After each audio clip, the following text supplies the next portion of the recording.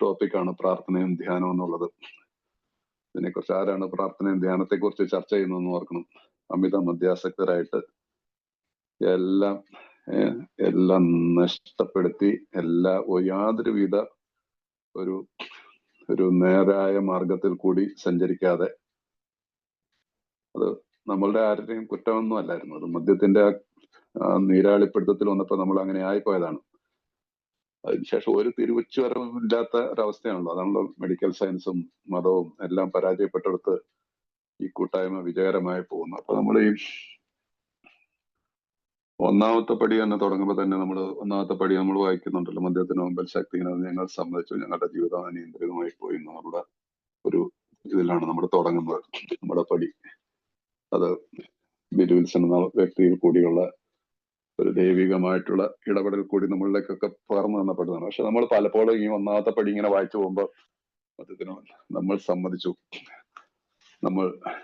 ഞങ്ങളുടെ ജീവിതം ഇത് രണ്ട് കാര്യങ്ങൾ നമ്മൾ ഇതിനകത്ത് പറയുന്നുണ്ട്.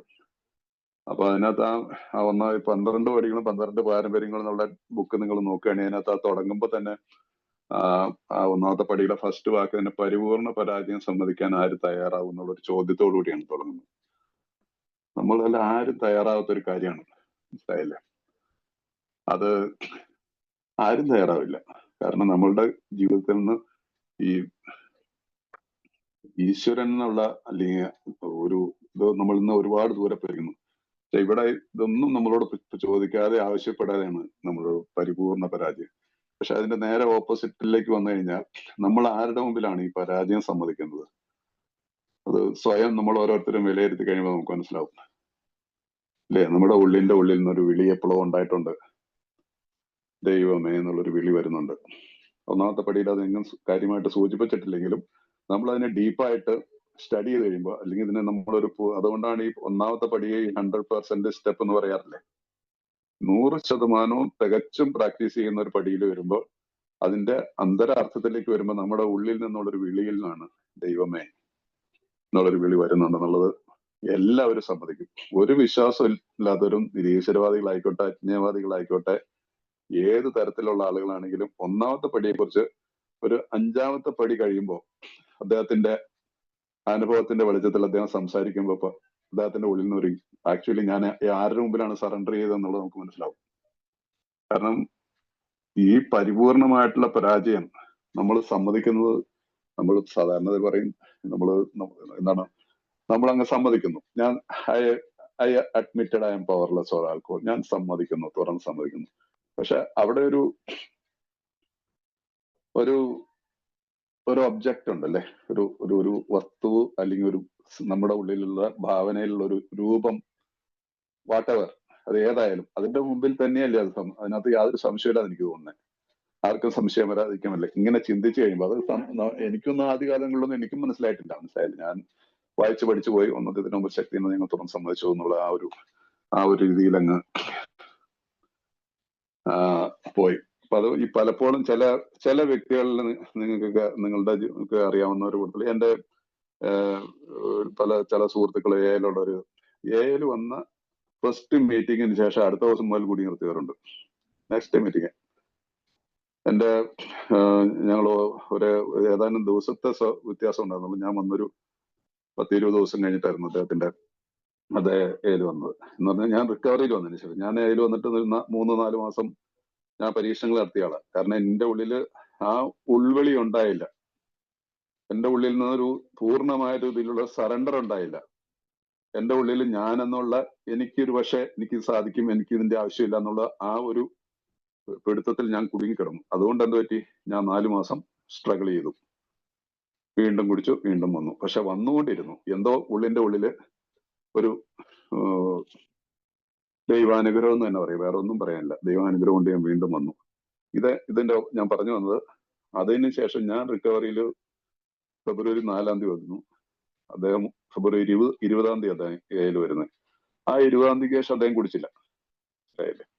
അപ്പൊ ഓരോ വ്യക്തികളിലും വ്യത്യാസങ്ങളുണ്ടാവാം. പക്ഷെ ഞാൻ ഫെബ്രുവരി 4-ാം തീയതി എടുത്ത ആ സറണ്ടറും 20-ാം തീയതി 1-ാം ദിവസം തന്നെ എടുത്ത സറണ്ടറും ദാറ്റ് ഈസ് ദ സെയിം. അതിനകത്ത് യാതൊരു വ്യത്യാസമില്ല. അതിനകത്ത് എന്റെ ഉള്ളിൽ നിന്നും ഞാൻ ചെയ്തത് എന്താണ്, ഈ ഫെബ്രുവരി 4-ാം തീയതി ഞാൻ ചെയ്ത എന്നോട് പറഞ്ഞു കഴിഞ്ഞനുസരിച്ച് ഞാൻ ചെയ്തെന്നാണ്. God please help me, God. മനസ്സിലായില്ലേ? ഇതിനു മുമ്പ് ഞാൻ എനിക്ക് ചെറുപ്പത്തിൽ നല്ല ഇതൊക്കെ തന്നിട്ടാണ് എന്നെ വളർത്തിയത്. മനസ്സിലായില്ലേ?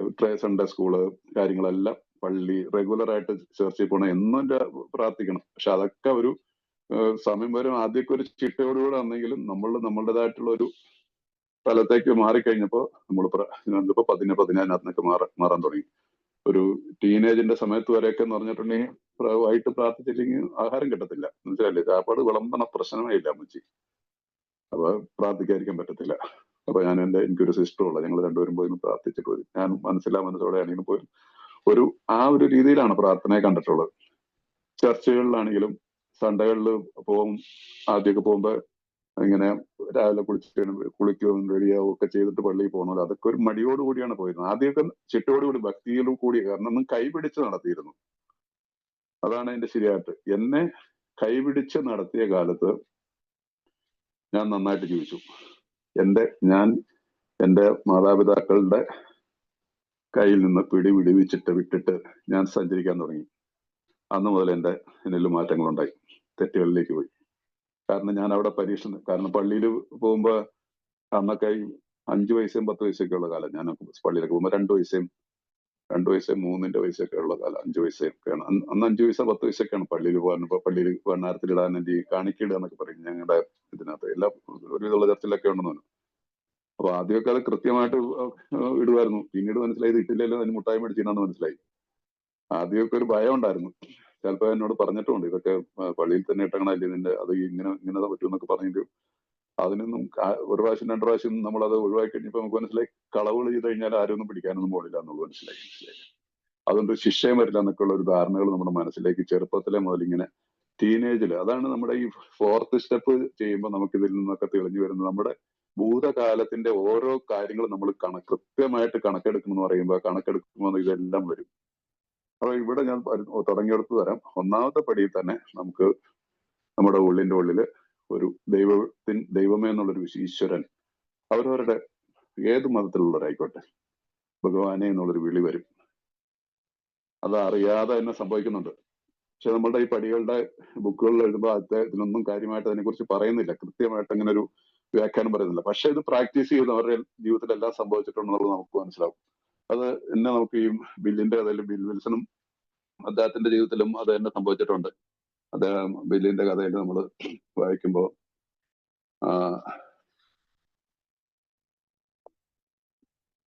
എന്താണ് അദ്ദേഹത്തിന്റെ ആശുപത്രിയിലൊക്കെ കിടക്കുന്ന ഒരു കാലഘട്ടം ഉണ്ടല്ലോ. ആ സമയത്ത്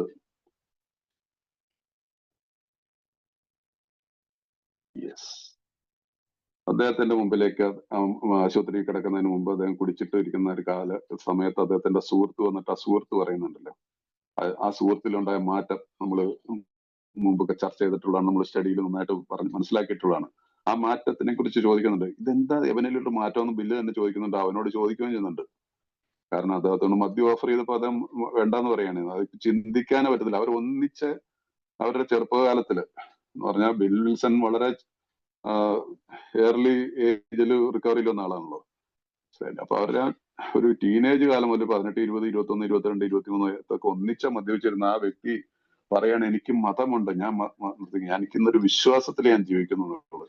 അപ്പൊ ഈ വിശ്വാസം എന്നുള്ളതിന്റെയൊക്കെ വേറൊരു വശം എന്ന് പറഞ്ഞിട്ടുണ്ടെങ്കിൽ, ഒരു ശക്തിയിലുള്ള ഒരു വിശ്വാസത്തെ കുറിച്ച് ഉള്ളൊരു ബോധ്യം ബിൽ വിൽസണിലേക്ക് വന്നുകൊണ്ടാണ് ഇന്ന് നമ്മളൊക്കെ നമ്മളുടെ മരിക്കാതെ ജീവിച്ചിരിക്കുന്നതെന്നാണ് എനിക്ക് ഒരു സംശയമില്ലല്ലോ. അപ്പൊ അല്ലെങ്കിൽ നമ്മള് ആരെങ്കിലും ഒന്ന് ജീവിച്ചിരിക്കായിരുന്നു. അതുപോലെ തന്നെ അദ്ദേഹം ബിൽ വിൽസൺ തന്നെ പറയുന്നുണ്ട്, അദ്ദേഹം ഇപ്പൊ ഞാൻ പറഞ്ഞ മാതിരിയുള്ള ഒരു ബാല്യം അദ്ദേഹത്തിനും ഉണ്ടായിരുന്നു. അദ്ദേഹം ചർച്ചിലൊക്കെ പോകായിരുന്നെങ്കിലും അങ്ങനെ കാര്യമായിട്ടില്ല. അദ്ദേഹത്തിന് യേശുക്രിസ്തുവിൽ വിശ്വാസം ഉണ്ടായിരുന്നു.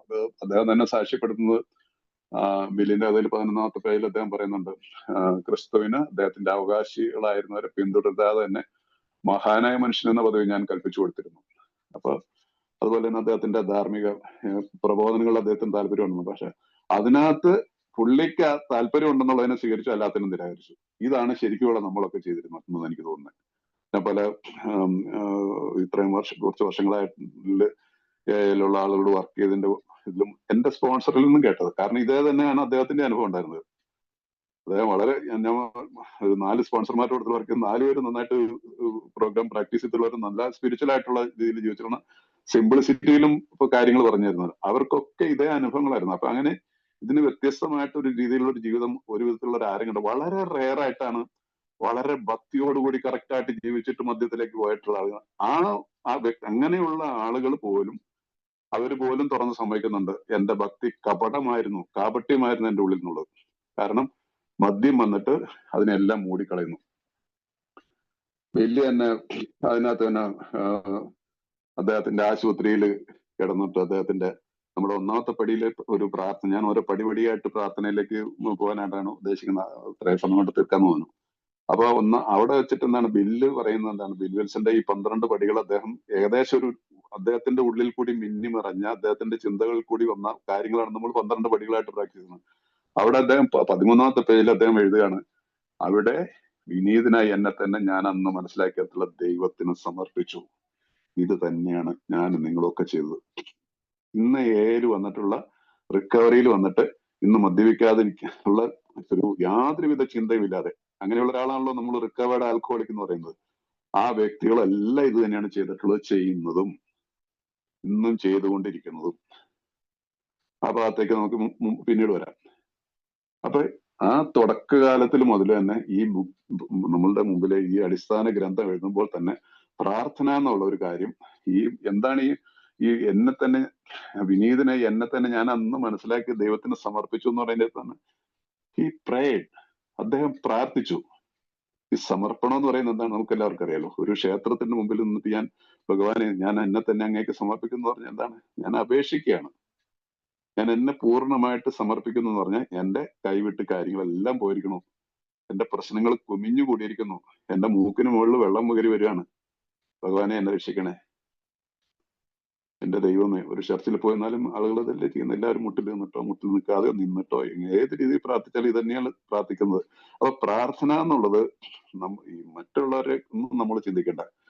ഒരു കാലത്ത് യാതൊരുവിധ പ്രാർത്ഥനയില്ലായിരുന്ന ആളുകളിലേക്ക് പെട്ടെന്നുണ്ടാവുന്ന ഒരു മാറ്റമാണ് ഒന്നാമത്തെ പടി തന്നെ. അവിടെ പ്രാർത്ഥന എന്നുള്ളൊരു വാക്കിനെ കുറിച്ച് പ്രത്യേകിച്ചൊന്നും പറയുന്നില്ല, പക്ഷെ ഒന്നാമത്തെ പടി തന്നെ ഒരു പ്രാർത്ഥനയാണ്. അപ്പൊ നമ്മളുടെ ഒന്നാമത്തെ പടിയിൽ ആ പടി തന്നെ വായിക്കുമ്പോൾ, ഒന്നാമത്തെ പടി വായിക്കുമ്പോൾ തന്നെ ദൈവമേ എന്നുള്ളൊരു വാക്ക് ഇപ്പുറത്ത് ചേർത്താൽ തന്നെ അത് പ്രാർത്ഥനയായിട്ട് വരും. നമ്മുടെ ഒന്നാമത്തെ പടി ആണ് ദൈവമേ, സത്യത്തിന്റെ മുമ്പിൽ ശക്തിഹീനാണെന്ന് ഞാൻ തുറന്ന് സമ്മതിക്കുന്നു. ഭഗവാനെ, എന്റെ ജീവിതം അനിയന്ത്രിതമായി പോയിരിക്കുന്നു. അപ്പൊ അതിന്റെ അർത്ഥം എന്താണ്? എനിക്ക് സഹായം ആവശ്യമുണ്ട്.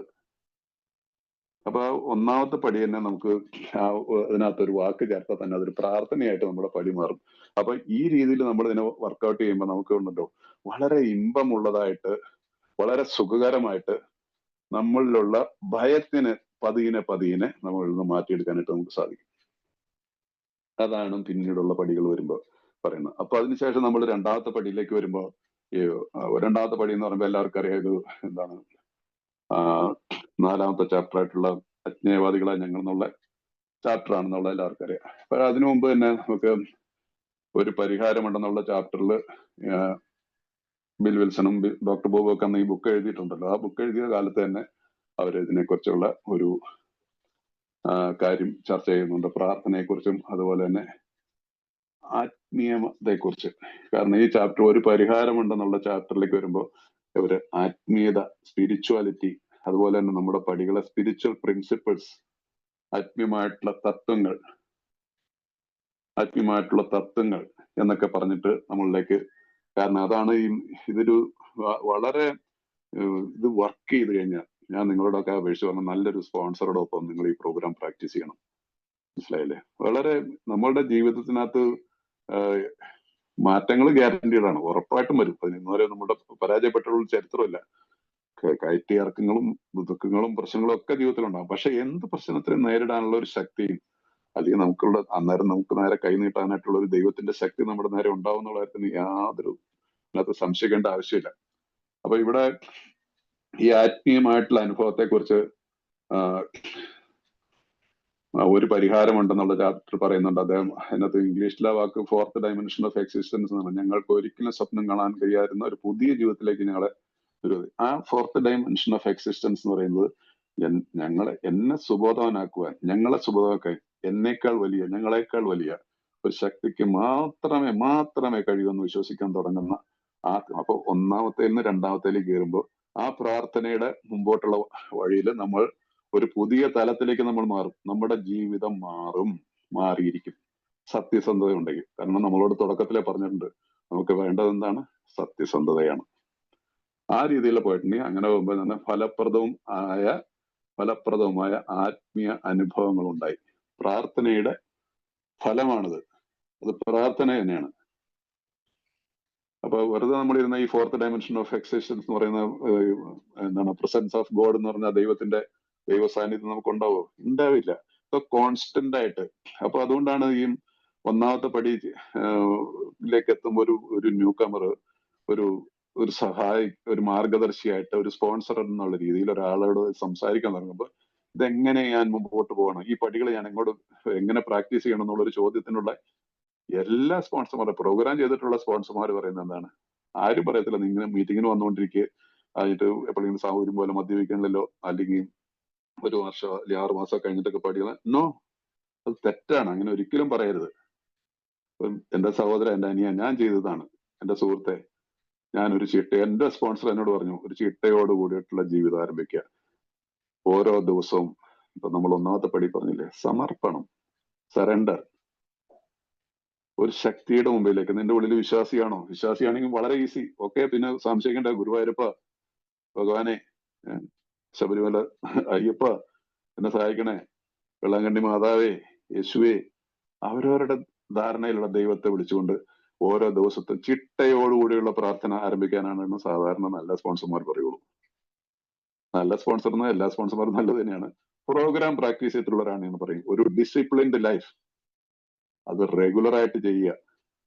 നമുക്ക് അതിന് കുറച്ച് ദിവസം കഴിയുമ്പോൾ നമുക്ക് അതിനെ കുറിച്ച് വീണ്ടും ചർച്ചയ്ക്ക് വെക്കാം. അത് ആ വ്യക്തിയിൽ വളരെ നല്ലൊരു മാറ്റം ഉണ്ടാക്കുക. ഒരിക്കലും പറഞ്ഞു കൊടുക്കരുത്, നിങ്ങൾ മീറ്റിങ്ങിന് വന്നുകൊണ്ടിരിക്കുക, അത് കഴിഞ്ഞിട്ട് കുറച്ച് ദിവസം കഴിയുമ്പോൾ നമുക്ക് സംസാരിക്കുക. ആ ഒരു ഇതേ പറയാൻ പാടുള്ളൂ. പ്രോഗ്രാം പ്രാക്ടീസ് ചെയ്യാത്തവർ പറഞ്ഞു കൊടുക്കുന്നുണ്ട്. അതുകൊണ്ടാണ് ഇനി പറയുന്നത്. എനിക്ക് അതിനകത്ത് തുറന്നു പറഞ്ഞ അതിനകത്ത് ഭയമൊന്നുമില്ല. അങ്ങനെ പറഞ്ഞു കൊടുക്കുന്ന ആളുകളുണ്ട്. ഒരിക്കലും പറഞ്ഞു കൊടുക്കരുത്. ഒരു ദിവസമായിട്ടും പറഞ്ഞു, നാളെ രാവിലെ എണീറ്റിട്ട് ദൈവത്തിന് നന്ദി പറയേ, ഇന്ന് ഞാൻ എണീറ്റിരിക്കുന്നു. ഏറ്റവും നല്ല പ്രാർത്ഥന നമ്മുടെ ഡെയിലി റിഫ്ലക്ഷൻ ഒരു ദിവസം ഉണ്ട്. ഏറ്റവും നല്ല പ്രാർത്ഥന thank God I am alive. ഏറ്റവും നല്ല ലളിതമായിട്ടുള്ള പ്രാർത്ഥനയാണ്, ദൈവമേ ഇന്നത്തെ ദിവസം ഞാൻ ജീവിച്ചിരിക്കുന്നു. അത് ഉള്ളിൽ നിന്ന് പ്രാർത്ഥിച്ചാൽ അത് വലിയൊരു ട്രാൻസ്ഫർമേഷൻ ആ വ്യക്തിയിൽ ഉണ്ടാവും. എന്ന് പറഞ്ഞ പോലെ നമ്മളൊരു തുടക്കക്കാരനോടും ഇത് തന്നെയാണ് ചെയ്യേണ്ടത്. നമ്മൾ ഇത് തന്നെയാണ്. അതെന്താണ്? റെഗുലർലി ചെയ്യണം. അതാണ് ഈ ഡിസിപ്ലിൻഡ് ലൈഫ്. ആ ഡിസിപ്ലിൻഡ് ലൈഫില് ഇത് ഏറ്റവും ചെറുതും ഏറ്റവും വലുതുമാണ് ഈ പ്രാർത്ഥന. ഇതൊരു കംപ്ലീറ്റ് ആയിട്ടുള്ളൊരു, ഇറ്റ്സ് കംപ്ലീറ്റ്, പൂർണ്ണമാണ് ഈ പ്രാർത്ഥന. പ്രാർത്ഥനാ ജീവിതം, പ്രാർത്ഥനയോടുകൂടി ആരംഭിക്കുന്ന ദിവസം, പ്രാർത്ഥനയോടുകൂടി അവസാനിപ്പിക്കുന്ന ദിവസം, അത് പൂർണ്ണമായിരിക്കും. സോ അപ്പൊ അതുകൊണ്ട് അങ്ങനെ വരുമ്പോഴാണ് നമ്മളുടെ ഈ രീതിയിലുള്ള ജീവിതത്തിൽ വരുമ്പോൾ ബിൽ വിൽസൺ തന്നെ എഴുതുകയാണ്, അത്ഭുതകരമായ രീതിയിൽ ഞങ്ങളുടെ ഹൃദയത്തിലും ജീവിതത്തിലും സൃഷ്ടാവായ ദൈവം കടന്നു വന്നു എന്ന പരിപൂർണ ബോധ്യമാണ് ഞങ്ങളുടെ ഇന്നത്തെ ജീവിതത്തിലെ ഏറ്റവും കാതലായ സത്യം. ഒരു കാലത്ത് ഞങ്ങൾക്ക് തനിയെ നേടിയെടുക്കാൻ കഴിയായിരുന്ന കാര്യങ്ങൾ ദൈവം സാധിച്ചു തരാൻ തുടങ്ങിയിരിക്കുന്നു. ഇത് തുടക്കത്തിലെ പറയാണ്. രണ്ടാമത്തെ പടിയിലേക്ക് പോലും എത്തിയിട്ടില്ല. നമ്മൾ 9ാമത്തെ പടി വാഗ്ദാനം വരുന്ന അത് ഇപ്പോഴേ പറയാണ്. ഇപ്പോഴേ ഇതിനകത്ത് കാണാം. മനസ്സിലായില്ലേ? അപ്പൊ ഇത് നമ്മുടെ വാഗ്ദാനങ്ങൾ suddenly realise that God is doing four us what we could. ഞങ്ങൾക്ക് ചെയ്യാൻ കഴിയുന്ന ദൈവം പെട്ടെന്ന് നടത്തിവരും. നമുക്ക് ഒന്ന് ആലോചിച്ച് നോക്കി. ഇത് ഇപ്പോഴേ ഇവിടെ എഴുതി വെച്ചിട്ടുണ്ട്. അപ്പൊ ഈ രീതിയിൽ നമ്മൾ ഈ ബുക്ക് സ്റ്റഡി ചെയ്ത് പോയി കഴിഞ്ഞു കഴിഞ്ഞാൽ നമുക്ക് വളരെ നല്ല രീതിയിൽ ഈ പ്രാർത്ഥനാ ജീവിതത്തെ വളർത്തിക്കൊണ്ടുപോകുക. പ്രാർത്ഥനാ ജീവിതം ഇല്ലാതെ നമുക്കൊരു ജീവിതത്തെ കുറിച്ച് ചിന്തിക്കരുത്. മനസ്സിലായില്ലേ? റെഗുലറായിട്ട് നിങ്ങൾ മീറ്റിങ്ങിന് പോയിക്കോളൂ. റെഗുലറായിട്ട് എന്ത് കാര്യങ്ങളും ആയിട്ട് ബന്ധപ്പെട്ട്. പക്ഷെ ഈ പ്രാർത്ഥന എന്നുള്ളത് ഒരു അവിഭാജ്യ ഘടകമാണ്. അത് യാതൊരു സംശയമില്ല. എന്റെ ജീവിതത്തിലെ അനുഭവത്തിൽ പറയണം. ഞാനും കുറച്ചാൾ ഈ വന്നപ്പോഴൊന്നും പെട്ടെന്ന് അങ്ങ് പ്രാർത്ഥനയിലേക്ക് നിർത്തിയാഴികളൊന്നുമില്ല. മനസ്സിലായില്ലേ? പക്ഷെ കുറച്ച് കഴിഞ്ഞപ്പോ മനസ്സിലായി. പക്ഷെ തുടക്കത്തിലെയും ഇതാണ് നമുക്കൊരു സ്പോൺസറുമായിട്ടുള്ള ഒരു ബന്ധം. അപ്പൊ സ്പോൺസർ വയ്ക്കുന്നത് എങ്ങനെയുണ്ട്, പ്രാർത്ഥനയൊക്കെ എങ്ങനെയുണ്ട്, പറയുന്നു, പ്രാർത്ഥിക്കുന്നുണ്ടെന്ന് ചോദിക്കുമ്പോൾ നമുക്ക് എത്ര ദിവസം കള്ളം പറയാൻ പറ്റും? ചില ദിവസമൊക്കെ മിസ് ചെയ്ത് പോയിട്ടുണ്ട്, മിസ് ചെയ്തോട്ടെ, ഡസൻ മാറ്റർ. ഇപ്പൊ നിങ്ങളായാലും ഇപ്പൊ പുതുമുക്കാരാരെങ്കിലും അല്ലെങ്കിൽ ഇതുവരെ ചെയ്യാത്തവരാണെങ്കിൽ പോലും ഇന്ന് മുതലെങ്കിലും ആരംഭിക്കുക. ഇന്നത്തെ ദിവസം രാത്രി കിടക്കുന്നതിന് മുമ്പ് ദൈവത്തിന് നന്ദി പറഞ്ഞിട്ട് കിടന്നുറങ്ങുക. നാളത്തെ രാവിലെ ഇന്ന് മുതൽ ആരംഭിക്കാം. നമ്മുടേതാണ് നമ്മളുടെ ഈ തേർഷിപ്പ് പറയുന്നില്ല, എപ്പോൾ വേണമെങ്കിലും ആ ഒരു സന്നദ്ധതയുടെ താക്കോൽ ഉപയോഗിച്ചിട്ടുണ്ടെങ്കിൽ നമ്മൾ ആ വാതിൽ തുറന്ന് എപ്പോ വേണമെങ്കിലും നമുക്ക് അല്പം കൂടി തുറക്കാൻ പറ്റും. ആ രീതിയിലുള്ളൊരു ജീവിതം നമ്മൾ മുമ്പോട്ട് പോയി കഴിഞ്ഞാൽ നമുക്ക് പോയി കഴിഞ്ഞാൽ അടുത്ത ഈ മദ്യാസക്തിയെ പറ്റിയ കൂടുതൽ ഞാൻ എല്ലാ ഭാഗത്തുള്ള കൂടുതൽ ചെറിയ ഇമ്പോർട്ടന്റ് ആയിട്ടുള്ള കാര്യം, കാരണം ഞാൻ ബുക്ക് കോട്ട് ചെയ്യുന്ന പറഞ്ഞിട്ടുണ്ടെങ്കിൽ ഞാൻ എന്റേതായിട്ടുള്ള ആശയങ്ങളൊന്നും ഇതിനകത്ത് ഞാൻ കൂടുതൽ പറയുന്നു എന്നുള്ളൊരു തോന്നൽ ആർക്കും വരണ്ടെന്ന് വിചാരിച്ചിട്ടാണ്. അതുകൊണ്ടാണ് ബുക്ക് ഞാൻ എപ്പോഴും തന്നെ ഞാൻ ബുക്കിനെ തന്നെ ആശ്രയിക്കുന്നത്. അപ്പൊ അതുകൊണ്ട് മദ്യാസക്തിയെ പറ്റി കൂടുതൽ കാര്യങ്ങൾ ആ ചാപ്റ്റർ അവസാനിക്കുന്ന ഭാഗത്ത് എഴുതി വെച്ചിരിക്കുന്ന ഒരു കാര്യമുണ്ട്. അത് വളരെ നല്ല ഇതാണ്. ഒന്നാമത്തെ പടിയുടെ ഒരു റിസൾട്ട് പോലെയാണ്. ആദ്യത്തെ കുടിയുടെ കാര്യത്തിൽ അമിത മദ്യപാനത്തിലേക്ക് ചില സമയങ്ങൾ ചെറുത്ത് നിൽപ്പിന് യാതൊരു മാനസികമായ ബാധയില്ല. വളരെ വിരളമായ അപകടങ്ങൾ ഒഴിക്കാൻ അയാൾക്ക് മറ്റാർക്കും എന്തെങ്കിലും ഉപാധി ഉണ്ടാകുന്ന സാധ്യമല്ല. അയാൾക്ക് ചെറുത്ത് നിൽക്കാനുള്ള ശക്തി ദൈവത്തിൽ നിന്ന് തന്നെ വരണം. ദൈവത്തിൽ നിന്ന് തന്നെ. എങ്ങനെ വരും? ഇന്ന് വരെ ഒരു ചരിത്രത്തിലില്ല ഒരു റിലാപ്സ്, ഒരു സ്ലിപ്പ് ആവുന്ന ഒരു വ്യക്തി പ്രാർത്ഥിച്ചതിന് ശേഷം കുടിച്ച ചരിത്രമേ ഇല്ല. ഒരു സ്ഥലത്തും പറഞ്ഞു കേട്ടിട്ടില്ല ഞാൻ റിലാപ്സ് ആവുന്നതിന് മുമ്പ് ഞാൻ പ്രാർത്ഥിച്ചിട്ടാണ് ഞാൻ കുടിച്ചത്, ഇന്നും ഒരാരും പറഞ്ഞു കേട്ടിട്ടില്ല. സോ ഇവിടെ നമ്മളുടെ ഈ ചെറുത്തു നിൽപ്പിനുള്ള ശക്തി ഒരു പ്രാർത്ഥനയിൽ കൂടിയാണ് ദൈവമായിട്ടുള്ള ഒരു ബന്ധം ഉണ്ടാവുന്നത്. അപ്പൊ ഒന്നാമത്തെ പടിയിൽ തന്നെ നമുക്ക് ആ ബന്ധം ഉണ്ടായിട്ടുണ്ട്. ഈ പിന്നീടുള്ളപ്പോ മുമ്പോട്ടുള്ള യാത്രയിൽ ആ പ്രയാണത്തില് ഈ ബന്ധം, അത് മദ്യത്തിന്റെ കാര്യത്തിൽ മാത്രമല്ല, നമുക്ക് എന്താണ് ചിലപ്പോ ശ്വാസം മുട്ടുന്ന രീതിയിലുള്ള പ്രശ്നങ്ങൾ നമുക്ക് നേരിടേണ്ടി വരാം. ജോലി സ്ഥലത്തുണ്ടാവാം, കുടുംബത്തിലുണ്ടാവാം, രോഗങ്ങളുണ്ടാവാം. മനസ്സിലായല്ലേ? ഈ എന്റെ കാര്യത്തിൽ പറയുകയാണെങ്കിൽ ഞാൻ ഇതിന്റെ എല്ലാത്തിനും ഒരു കംപ്ലീറ്റ് പാക്കേജാണ്. ആദ്യകാലത്ത് വളരെ സ്ട്രഗിൾ ചെയ്തു. പിന്നീട് ഒരു എനിക്ക് എന്റെ ഏയുടെ ജീവിതത്തിൽ ഒരു 22-23 വർഷം വരെ പിന്നീടുള്ളത് പിന്നീട് വളരെ ഒരു ലാൻഡ് സ്ലൈഡ്. ഒരു 5 വർഷമായിട്ട് ഒരുപാട് സ്ട്രഗിൾ ചെയ്യുന്നുണ്ട്. ശാരീരികമായിട്ട് പ്രശ്നമുണ്ട്, ഫൈനാൻഷ്യൽ ക്രൈസിസ് ഉണ്ട്, ഒരു ഭാഗ്യത്തിന് റിലേഷൻഷിപ്പിൽ യാതൊരു പ്രശ്നമില്ല. മനസ്സിലായില്ലേ? അപ്പൊ അവിടെ എല്ലാം ഇന്ന് ഞാൻ നിങ്ങളുടെ മുമ്പിൽ ഇത്രയും ഇരുന്ന് സംസാരിക്കും. ഇപ്പൊ ഞാൻ പറഞ്ഞില്ല, ഞാനൊരു ബുക്ക് എടുത്ത് എന്നിട്ട് ഇത് ഓൺ ചെയ്ത് കഴിഞ്ഞാൽ പിന്നെ ഞാൻ ആള് ഉഷാറായി. ഞാൻ അതുവരെ തളർന്നിട്ടായിരുന്നു. ഞാൻ വേണോ വേണ്ട ഇന്ന് ഒഴിവാക്കിയാലെന്നൊക്കെ ഞാൻ 7 മണി വരെ ഞാൻ ആലോചിച്ച ഷിബുവിനെ വിളിച്ച് പറഞ്ഞാലും പറ്റും മാറ്റാൻ. പക്ഷേ ഇപ്പൊ ഞാൻ ആരോഗ്യവാന, പൂർണ്ണ ആരോഗ്യവാന. കാരണം എനിക്കറിയാം ഞാൻ എന്തെങ്കിലും പറയുന്നുണ്ട്. കാരണം അധികം ആളുകളൊന്നും ഇനി ഇല്ലാതെ എനിക്ക് അതൊരു ബോധ്യമുണ്ട്. അതിനെ ഞാൻ അക്സെപ്റ്റ് ചെയ്തതാണ്. അപ്പൊ എന്നെ കൊണ്ട് ആവുന്നിടത്തോളം കാലം ഈ ആൽക്കഹോളിക്സ് അനോണിമസിന്റെ ഈ പടികളെ കുറിച്ചും അതിന്റെ എന്റെ അനുഭവങ്ങളെയും ഈ ബുക്കിൽ നിന്നുള്ള ബുക്കിനെയാണ് കൂടുതൽ ഉദ്ധരിക്കാറുള്ളത്. ബിഗ് ബുക്കില് എന്താ എഴുതിയിരിക്കുന്നു? ഇവിടെ ഈ ഇതുവരെ അയാൾക്ക് ചെറുത്തു നിൽക്കാനുള്ള ശക്തി ദൈവത്തിൽ നിന്ന് വരണം. ദൈവത്തിൽ നിന്ന് എങ്ങനെ വെറുതെ ഇരുന്നാ വരുമോ? ഞാൻ പ്രാർത്ഥിക്കണം. അത് റെഗുലർ ആയിട്ട് പ്രാർത്ഥിച്ചു കഴിഞ്ഞാലാണ്. ഞാൻ വല്ലപ്പോഴും ചെന്നിട്ട് ഇവിടെ ഇരിക്കുന്നതിൽ രാജേഷ്, USA രാജേഷിന്റെ ഒച്ചയായിട്ടായിരുന്നു. രാജേഷ് എന്ന് പറഞ്ഞ വ്യക്തിയായിട്ട് എനിക്കൊരു ബന്ധം ഉണ്ടെങ്കിലാണ് എനിക്ക് രാജേഷിനെ വിളിച്ചിട്ട്, രാജേഷ് ഐ മീൻ പ്രോബ്ലം, എന്നോട് കുറച്ചു നേരം സംസാരിക്കണം, എനിക്ക് ഉറക്കം വരുന്നില്ല. രാജേഷ് എന്നെ കേൾക്കണമെങ്കിൽ എന്താണ്? We have A relationship. എനിക്ക് രാജേഷുമായിട്ടൊരു ബന്ധമുണ്ട്. അപ്പൊ രാജേഷ് യെസ് നമുക്ക് സംസാരിക്കാം, എന്താ പ്രശ്നം, നമുക്ക് സംസാരിക്കാം. അത്രയും ധാരാളമായി. മനസ്സിലായില്ലേ? അതൊരു വലിയൊരു കാര്യമാണ്. കാരണം ഒരു മദ്യപാനിയുടെ ജീവിതത്തിലെ ഏകാന്തത ഇന്നലെ ഇന്നത്തെ ആയിരുന്നു അല്ലേ? അല്ല, ഞാൻ വേറൊരു മീറ്റിംഗിൽ ആ ടോപ്പിക്കായിരുന്നു. ലോൺലിനെസ്, ഏകാന്തത നമ്മളെ കൊന്നു കളയുന്ന ഒരു സംഭവമാണ്, നശിപ്പിച്ചു കളയുന്ന ഒരു സാധനമാണ്. മദ്യത്തിലേക്ക് ഏറ്റവും എടുത്തുകൊണ്ടുപോകാനുള്ള കാരണം ഇമ്മീഡിയറ്റ്ലി ആയിട്ട് നമുക്ക് കിട്ടുന്ന ഒരു സുഹൃത്താണ് ഏകാന്തതയ്ക്കുള്ള പരിഹാരം മദ്യം. നമ്മുടെ അങ്ങനെയാണല്ലോ ജീവിതത്തിൽ ഇട്ടിട്ടുള്ളത്. ഒറ്റപ്പെട്ടു പോകുമ്പോഴും അല്ലെങ്കിൽ ഓരോരോ പ്രശ്നങ്ങൾ നേരിടുമ്പോൾ ആരോടും സംസാരിക്കാനോ അതിനൊന്നും തയ്യാറാവാതെ എന്താണ് ഡിപ്പെൻഡൻസി ഓൺ ആൽക്കഹോൾ. ഇവിടെ നേരെ വിരുദ്ധമായിട്ട് ദൈവമേ ഐ നീഡ് ഹെൽപ്പ്, എനിക്കൊരു സഹായമാണ്, എനിക്ക് ഒരാളോട് സംസാരിക്കണം. ഇതാണ് ആൽക്കഹോളിക്സ് അനോണിമസിന്റെ പ്രാർത്ഥനയിൽ കൂടി നമ്മൾ ജീവിച്ചാൽ നമുക്ക് കിട്ടുന്നത്. സോ ഈ ശക്തി ദൈവത്തിൽ നിന്ന് തന്നെ വരണമെന്ന് നമുക്ക് പറയുന്നുണ്ടെങ്കിൽ നമുക്ക് നിരന്തരമായിട്ടുള്ള പ്രാർത്ഥന വേണം, ആഴ്ചയിൽ ഒരിക്കലല്ല. അപ്പൊ നമ്മൾ ഒരു 3 മാസം 6 മാസം കൂടുമ്പോൾ സ്പോൺസർ എന്ന് പറഞ്ഞ ഒരാളെ എടുത്തിട്ട് അയാളെ വിളിച്ചിട്ട് കാര്യമില്ല. അപ്പൊ ആ സ്പോൺസർക്ക് പോലും മനസ്സിലാവത്തില്ല എന്താണ് ഇയാൾ പറയുന്നത്. ചിലപ്പോൾ അയാൾ മറന്നുപോയിട്ട് പോലും ഉണ്ടാവും ഇയാൾ എന്റെ സ്പോൺസർ ചെയ്യാന്ന്. അപ്പൊ ആ ഇത് പാടില്ല. അപ്പൊ ഈ പ്രാർത്ഥനയിൽ നമ്മൾ എത്ര കൺസിസ്റ്റൻസി ഉണ്ടാക്കുന്നത്, അഥവാ കൺസിസ്റ്റൻസിക്ക് എന്താ പറയുക, നിരന്തരമായിട്ടുള്ള ബന്ധം, നമ്മൾ നിരന്തരമായിട്ടുള്ള പ്രവൃത്തി പ്രാർത്ഥനയുള്ള പോലെ തന്നെ നമ്മൾ വ്യക്തികളുമായിട്ട്, നമ്മുടെ സ്പോൺസറായിട്ട് നമ്മുടെ ഈ ബുക്ക് അടിസ്ഥാന ഗ്രന്ഥം, ഒരു ക്രിസ്ത്യാനിയാണെങ്കിൽ അദ്ദേഹം ശരിയായിട്ടുള്ള ഒരു ജീവിക്കുന്ന ഒരു ക്രിസ്ത്യാനിയും തീർച്ചയായിട്ടും അദ്ദേഹം ബൈബിൾ വായിക്കാത്ത ഒരു ദിവസം ഉണ്ടാവില്ല. ഹിന്ദു മതത്തിലുള്ള ഗീതയോ രാമായണമോ ഏതെങ്കിലും ഒരു ടെക്സ്റ്റ് കുറച്ചെങ്കിലും വായിക്കാത്ത ഒരാളുണ്ടാവില്ല. അല്ലെങ്കിൽ ക്ഷേത്രത്തിൽ പോയിട്ട് എന്നും രാവിലെ കുടിച്ചിട്ട് ദർശനം ചെയ്ത് എന്നും പോകുന്ന ആളുകൾ നമുക്ക് കാണാം, അല്ലെ? ഏതായാലും അവരവരുടെ മതത്തിനനുസരിച്ചുള്ള ചടങ്ങുകളുണ്ട്, അതിനകത്ത് പറഞ്ഞിട്ടുള്ള മാർഗരേഖകളുണ്ട്, അതിനെ ഫോളോ ചെയ്യുന്നവരല്ലേ അതിനകത്ത് ആവാൻ പറ്റുള്ളൂ. സോ വി ഓഫ് ആൽക്കഹോളിക്സ്, നമ്മൾ ആൽക്കഹോളിക്സിലായിട്ടുള്ള ആളുകൾക്ക് നമ്മളെ സംബന്ധിച്ചിടത്തോളം പ്രാർത്ഥന എന്നുള്ളത് നമ്മുടെ ജീവിതത്തിന്റെ മുമ്പോട്ട് പോകുമ്പോൾ ആ ഭാഗമൊക്കെ വരും. അതൊരു അവിഭാജ്യ ഘടകമായിട്ട് അതിനെ ഫോളോ ചെയ്യണം. നമ്മൾ രാവിലെ എണീറ്റ് കഴിഞ്ഞാൽ വേഗം ഈ തിരക്കിനിടയ്ക്ക് കുറച്ച് രാവിലെയൊക്കെ ചിലർ മീറ്റിംഗിൽ കുറച്ച് അറ്റൻഡ് ചെയ്തു, അതിന് പിന്നെ ജോലിയുടെ പിറക്കമ്പാച്ചും കാര്യങ്ങളായിട്ട് ഓട്ടുന്നുണ്ട്. പക്ഷെ ഞാൻ നിങ്ങൾ പറഞ്ഞ ഒരു 2 minutes, 1 മിനിറ്റെങ്കിലും ദൈവവുമായിട്ട് സംസാരിക്കാൻ ഒരു സമയം കണ്ടെത്തണം. ഈ ഓട്ടത്തിനിടയ്ക്കും പല്ല് വയ്ക്കും പിടിക്കലും അതിന്റെ ഇടയ്ക്ക് ഫോണും മൊബൈലും വാട്സപ്പും മെസ്സേജും എല്ലാം നടക്കും. അതിനൊക്കെ നമുക്ക് സമയം കിട്ടുന്നത്. ദൈവവുമായിട്ട് സംഭാഷിക്കാൻ നമുക്ക് സമയമില്ല. അത് വരരുത്. നിങ്ങൾ പ്രാക്ടീസ് ചെയ്ത് നോക്കിയോ? അതൊരു ശീലമായി കഴിയുമ്പോൾ പിന്നെ നമുക്കത് സ്വന്തം പിതാവിനോട് സംസാരിക്കണമായിരിക്കും. ഇപ്പൊ നിങ്ങൾ വിദേശത്തുള്ളവർ പലരും ഇല്ലേ, നിങ്ങളുടെയൊക്കെ പാരന്റ്സ് പലരും നാട്ടിലൊക്കെ ആയിരിക്കത്തില്ലേ, ഒന്നും ആഴ്ചയിൽ ഒരിക്കലും അധികം നിൽക്കാറുണ്ട്. ഇന്നത്തെ കാലത്ത് ഡെയിലി വിളിക്കാന്നുള്ളത് വലിയ പ്രശ്നമാണ്. എന്നാലും എത്ര സന്തോഷകരമാണ്, അല്ലേ?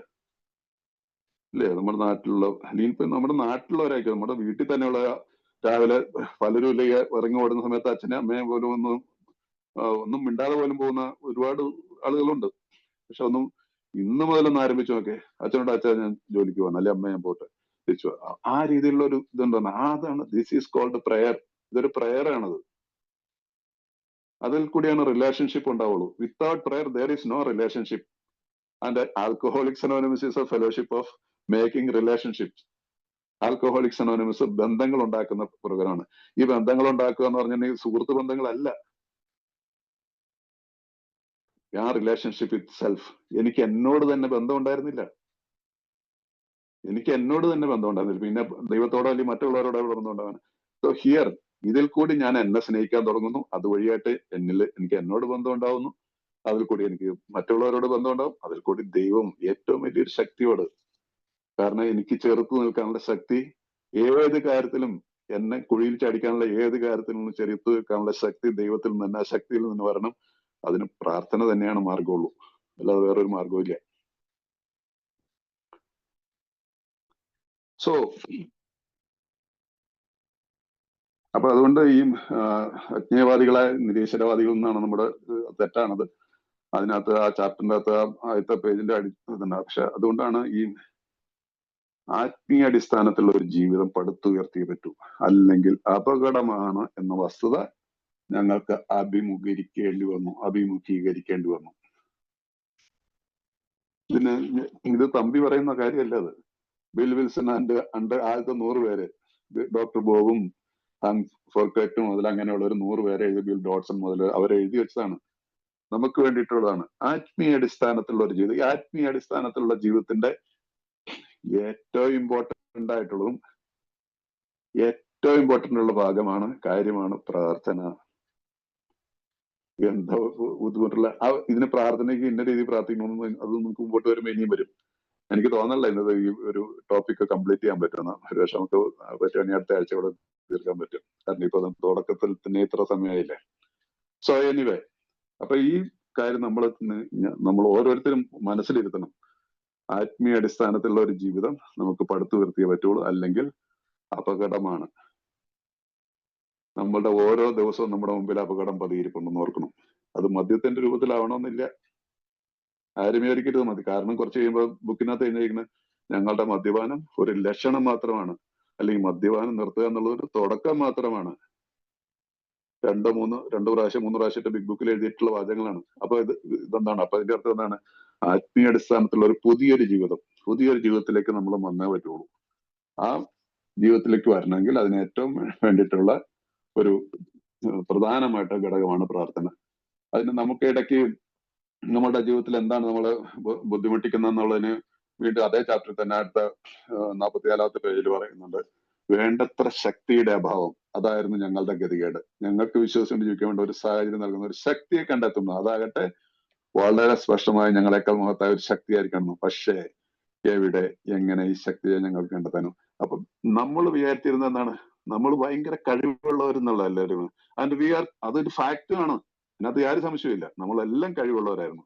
പക്ഷേ മദ്യത്തിന്റെ കാര്യത്തിൽ നമ്മൾ പരാജയമായിരുന്നു. നമ്മൾ അതിനെ അംഗീകരിച്ചില്ല. അപ്പൊ ഇവിടെ നമുക്ക് വളരെ വ്യക്തമായിട്ട് പറയുകയാണ് വേണ്ടത്ര ശക്തിയുടെ അഭാവം. ആ ശക്തിയെ കണ്ടെത്താനാണ്. അതുകൊണ്ടാണ് പക്ഷെ എവിടെ, എങ്ങനെ ശക്തി കണ്ട അതിന് ഉത്തരമായിട്ട് അവർ എഴുതി വെച്ചിരിക്കുന്നത്. അതെ, ഈ ഗ്രന്ഥം ശരിക്കും അതിന് വേണ്ടിയിട്ടുള്ളതാണ്. നിങ്ങളുടെ പ്രശ്നം പരിഹരിക്കാൻ പറ്റുക നിങ്ങളെക്കാൾ വലിയ ശക്തിയെ കണ്ടെത്തുകയാണ് ഗ്രന്ഥത്തിന്റെ പ്രധാന ഉദ്ദേശം. ഈ ബുക്കിന്റെ പ്രധാന ഉദ്ദേശം നിങ്ങളെക്കാൾ വലിയ ശക്തി. ആ ശക്തിയെ കണ്ടെത്തണമെങ്കിൽ നിങ്ങൾക്ക് പ്രാർത്ഥന കൂടിയേ പറ്റുള്ളൂ. Without prayer it's impossible. കാരണം അതിന്റെ ആവശ്യമില്ല. ഇത് ശീലം വന്നു കഴിഞ്ഞാൽ നമുക്കിതൊരു മദ്യത്തിന്റെ കാര്യത്തിൽ നമ്മൾ എൻജോയ് ചെയ്തല്ലേ, എൻജോയ് ചെയ്ത് കുടിച്ചില്ലേ? The same way you will start enjoy prime. രാവിലെ എന്നോ ഉച്ചന്നോ വൈകുന്നേരം വണ്ടി ഓടിക്കുമ്പോൾ ജോലി സ്ഥലത്തൊക്കെ പ്രയർ നടന്നുകൊണ്ടിരിക്കും, നിങ്ങൾ പ്രാക്ടീസ് ചെയ്ത് കഴിഞ്ഞാൽ. അതുകൊണ്ടാണ് നമ്മുടെ ഈ സനാതന ധർമ്മത്തില് ഇല്ലേ, അതെല്ലാം ഇതിൽ മതത്തിലുണ്ട്. പക്ഷെ പൊതുവെ നമ്മൾ ഈ ക്രിസ്ത്യ മതത്തെക്കാളൊക്കെ ഒത്തിരി പുരാതനമല്ല. ഒരു അന്ന് മുതലേ പറയുന്നതാണ് നിരന്തര ജപം. നമുക്കറിയാം ഒരുപാട് സ്പിരിച്വൽ ആയിട്ടുള്ള നല്ല ഇതിൽ ജീവിക്കുന്നവരെല്ലാം നിരന്തരമായിട്ട് ഉരുവിട്ട് മന്ത്രങ്ങൾ ഉരുവിട്ട്. അത് എല്ലാ മതത്തിലുണ്ട്. ബുദ്ധമതത്തിലുള്ള ഒരു മന്ത്രം വെച്ച് നമ്മളുടെ ബൈബിളിൽ കൃത്യമായിട്ടും എഴുതിയിട്ടുണ്ട്, നിങ്ങൾ നിരന്തരം പ്രാർത്ഥിക്കുമെന്ന് സെയിന്റ് പോൾ എഴുതിയിട്ടുണ്ട്. പ്രേ വിത്തൗട്ട് സീസിങ്. അപ്പൊ എല്ലാ മതങ്ങളും പറഞ്ഞിട്ടുള്ളതാണ്. നമ്മൾ വ്യത്യസ്തരൊന്നുമല്ല. നമ്മൾ ഈ ലോകത്തിൽ ജനിച്ച ഒരു ഇതാണ്. നമ്മൾ പുനർജനിച്ചവരും കൂടെയാണ്. അപ്പൊ നമ്മളെ സംബന്ധിച്ചോളം അത് വളരെ എളുപ്പമാണത്. ഈ ഒരു രീതിയിലേക്കുള്ള ഒരു മാറ്റത്തിലേക്ക് നമ്മൾ വന്നാൽ മാത്രമാണ്. അപ്പൊ അതുകൊണ്ടാണ് ഈ ഗ്രന്ഥം ദൈവത്തെ കണ്ടെത്താനുള്ളതാണെന്നാണ് നമ്മുടെ പ്രശ്നം. നിങ്ങളുടെ പ്രശ്നങ്ങൾ പരിഹരിക്കാൻ പറ്റും നിങ്ങളെക്കാൾ വലിയൊരു ശക്തിയെ കണ്ടെത്തുക എന്നാണ് ഗ്രന്ഥത്തിന്റെ പ്രധാന ഉദ്ദേശം. അതായത് ഞങ്ങളുടെ വിശ്വാസപ്രകാരം ആത്മീയ സദാചാരം എന്ന് പറയുന്ന ഒരു ഗ്രന്ഥം രചിച്ചിരിക്കുന്നു. ഈ ഗ്രന്ഥം, വിശുദ്ധ ഗ്രന്ഥം, ഇതിനെ വില കുറച്ച് കാണരുത്. ഇത് മേടിച്ചിട്ട് എവിടെയെങ്കിലും മൂലയ്ക്ക് എടുത്തു വെക്കരുത്. മേടിച്ചിട്ട് പിന്നെ വായിക്കാതെ ഒരു സ്ഥലത്തും വെക്കരുത് എന്നും കുറച്ച് ഒരു പാരഗ്രാഫിങ്ങിലൊക്കെ ഒന്ന് വായിച്ചു തുടങ്ങി, അത് ശീലിച്ചു തുടങ്ങി. നിങ്ങളുടെ സ്പോൺസറോട് ആ ഭാഗത്ത് എന്തെങ്കിലും സംസാരിച്ച് ഇനി മനസ്സിലായതാണെങ്കിൽ അദ്ദേഹമായിട്ട് ഒന്ന് ചർച്ച ചെയ്തത് ഇത് വളരെ കൺവിൻസിങ് ആണ്, എനിക്ക് വളരെ ഇത് കാര്യങ്ങൾ മനസ്സിലായി. ഈ രീതിയിലുള്ള ഒരു ചിട്ട, ഇതാണ് ചിട്ടയായിട്ടുള്ള ജീവിതം. അപ്പൊ നമുക്ക് കൂടുതൽ കാര്യങ്ങൾ നമുക്ക് വെളിപ്പെട്ട് വരും. യെസ്. അപ്പൊ അതുകൊണ്ട് ഈ കാര്യത്തില് ഒരു സംശയം വെക്കരുത്. അതുകൊണ്ട് ഇതിനകത്തുണ്ട് ഈ അഗ്നോസ്റ്റിക് ആയിട്ടുള്ള ആളുകൾ, അജ്ഞേയവാദികളൊക്കെ ഉള്ള ഇതിനെ കുറിച്ച് അവർ പറയുന്നുണ്ട്. ഞങ്ങളത് നിങ്ങളുടെ ആവർത്തിച്ചിട്ടുള്ള അറിവിനായിരിക്കും. മുൻവിധികൾ മാറ്റി എന്ന് പറഞ്ഞാൽ എന്നിലുള്ള സെൽഫ് നോളജിനെ, ഞാൻ എന്നിലുള്ള അറിവിനെ, എനിക്കെല്ലാം അറിയാന്നുള്ള അറിവിനെ മാറ്റി എപ്പോൾ ഞങ്ങളെക്കാൾ വലിയൊരു ശക്തി വിശ്വസിക്കാനുള്ള ആഗ്രഹം ഞങ്ങൾ പ്രകടിപ്പിച്ചു, അപ്പോൾ മുതൽ ഞങ്ങളിൽ ആർക്കും തന്നെ പൂർണ്ണമായും ദൈവം എന്ന ശക്തിയെ നിർവഹിക്കാനോ ഗ്രഹിക്കാനോ കഴിഞ്ഞില്ലെങ്കിൽ ഫലം കിട്ടാൻ തുടങ്ങി. നമുക്ക് ദൈവത്തെക്കുറിച്ച് ഒരു നിർവചനം നടത്താൻ ഒന്നും സാധിച്ചില്ലെങ്കിൽ പോലും ആ ഒരു ശക്തിയെ വിശ്വസിക്കാനുള്ള ആഗ്രഹം പ്രകടിപ്പിച്ചോ അപ്പോൾ മുതൽ നമുക്ക് ഫലം കിട്ടാൻ തുടങ്ങും. സോ യു ക്യാൻ സ്റ്റാർട്ട് ചെറിയ രീതിയിൽ ആരംഭിക്കാം. പ്രാർത്ഥിക്കുന്നതിന് നാണിക്കേണ്ട കാര്യമല്ലുണ്ട്.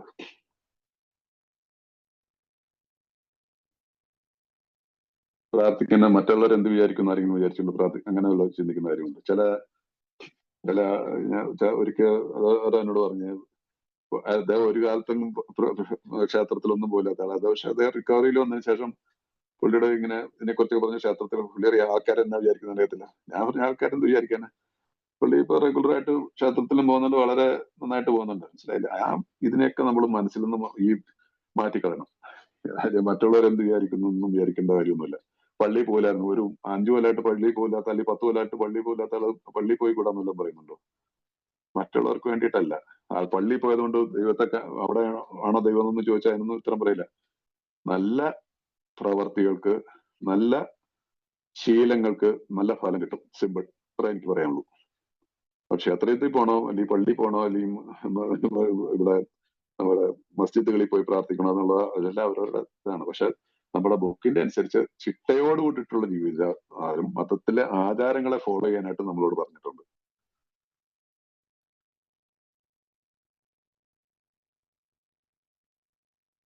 അതിന്റെ അടുത്ത പാരഗ്രാഫിൽ നമ്മുടെ ഇംഗ്ലീഷ് ബുക്കിൽ വെക്കണെങ്കിൽ ഗോഡ് ഗോഡ് എന്ന് തന്നെ പല പ്രാവശ്യം എഴുതിയിട്ടുണ്ട്. മലയാളത്തിൽ അതിനകത്ത് പല ഇംഗ്ലീഷിലും അതിന് വേറെ ഡിഫറെന്റ് വാക്കണം. സത്യുത്മകമായ സത്ത, പ്രപഞ്ച ശക്തി, ഇതൊക്കെയാണ് ദൈവം അല്ല ഗോഡ് എന്നുള്ള ദൈവം എന്നുള്ള വാക്കിനെ കുറിച്ച് ഉപയോഗിച്ചിരിക്കുന്നത്. അപ്പൊ ഈ ശക്തികളെയൊക്കെ നമ്മൾ മനസ്സിലാക്കേണ്ട. അപ്പൊ അതുകൊണ്ട് എഗൈൻ നമുക്കൊരു വീണ്ടും ഒരു ആശ്വാസത്തിന്റെ ഒരു വാക്ക് ഇതേ ചാപ്റ്ററിൽ നമുക്ക് തരുന്നുണ്ട്.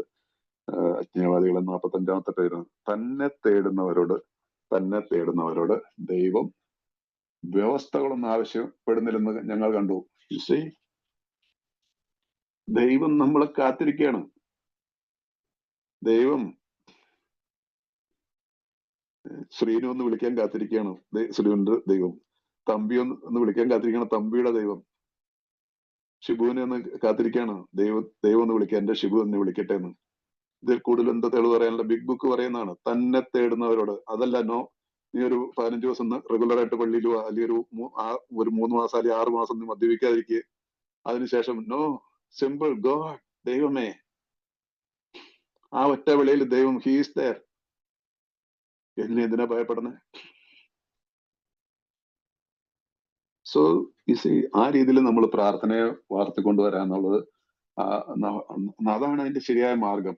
നമ്മുടെ എയുടെ മാർഗം അത് തന്നെയാണ്. ഇതിനകത്ത് വേറെ ഇപ്പൊ ഓരോരുത്തരും അവരുടെ ഞാനിതൊന്നും ഇത് ഞാൻ പറയുന്ന രീതിയിൽ ഫോളോ ചെയ്യാനൊന്നും പറയത്തില്ല കേട്ടോ. ഞാൻ ഈ ബുക്കിൽ കാണുന്നു, ഞാൻ ഫോളോ ചെയ്യുന്നതാണ് പറയുന്നത്. നിങ്ങൾക്ക് ഇതിനകത്ത് വിമർശിക്കാനോ അതിനെ തടസ്സം നിൽക്കാനോ ഒക്കെ നിങ്ങൾക്ക് അതിന് പൂർണ്ണമായ സ്വാതന്ത്ര്യമുണ്ട്. അതുകൊണ്ട് പ്ലീസ്, അതുകൊണ്ട് അങ്ങനെ ഞാൻ പറയുന്നൊന്നും ഇത് തന്നെ ഫോളോ ചെയ്യണമെന്ന് പറയത്തില്ല. പക്ഷെ ഒരു കാര്യം ഞാൻ പറയാം, പ്രയർ, പ്രാർത്ഥന, അത് ഇമ്പോർട്ടന്റ് ആണ്.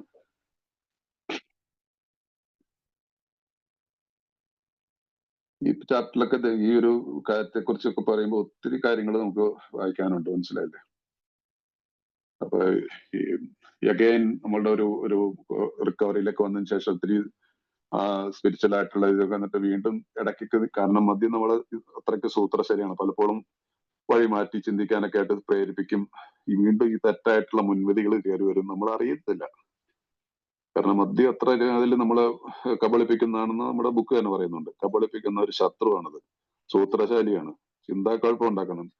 അതുപോലെ തന്നെ ആ ജീവിതത്തിന്റെ ഓരോരോ ചില കാര്യങ്ങൾ വരുമ്പോൾ നമ്മൾ തരിച്ചു നിന്നു പോകും. അന്നേരം വേർ ഈസ് ഗോഡ്, ദൈവം എവിടെ എന്നുള്ള ചോദ്യം പോലും വരും, മനസ്സിലായില്ലേ?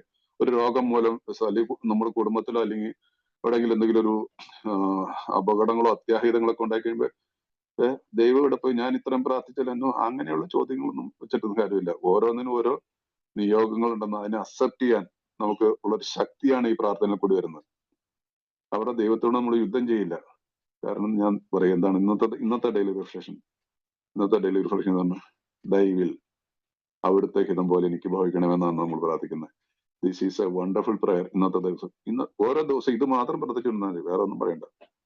രാവിലെ മുതൽ എപ്പോഴൊക്കെ ഓർമ്മ വരുന്ന അപ്പോഴൊക്കെ ഈ പ്രാർത്ഥന പ്രാർത്ഥിച്ചോ, ദൈവമേ അവിടുത്തെ ഹിതം പോലെ എനിക്ക് ഭവിക്കണമെന്ന്. then there is no questioning. ദൈവത്തിന്റെ ഹിതത്തിന് എന്താ ഹിതമാണെങ്കിലും അതിനെ ഞാൻ അക്സെപ്റ്റ് ചെയ്യുന്നു. അക്സെപ്റ്റൻസ്, അഡ്മിറ്റൻസ്, സറണ്ടർ, ഇതെല്ലാം ഒപ്പത്തിനൊപ്പം പോകുന്ന കാര്യങ്ങളാണ്. സോ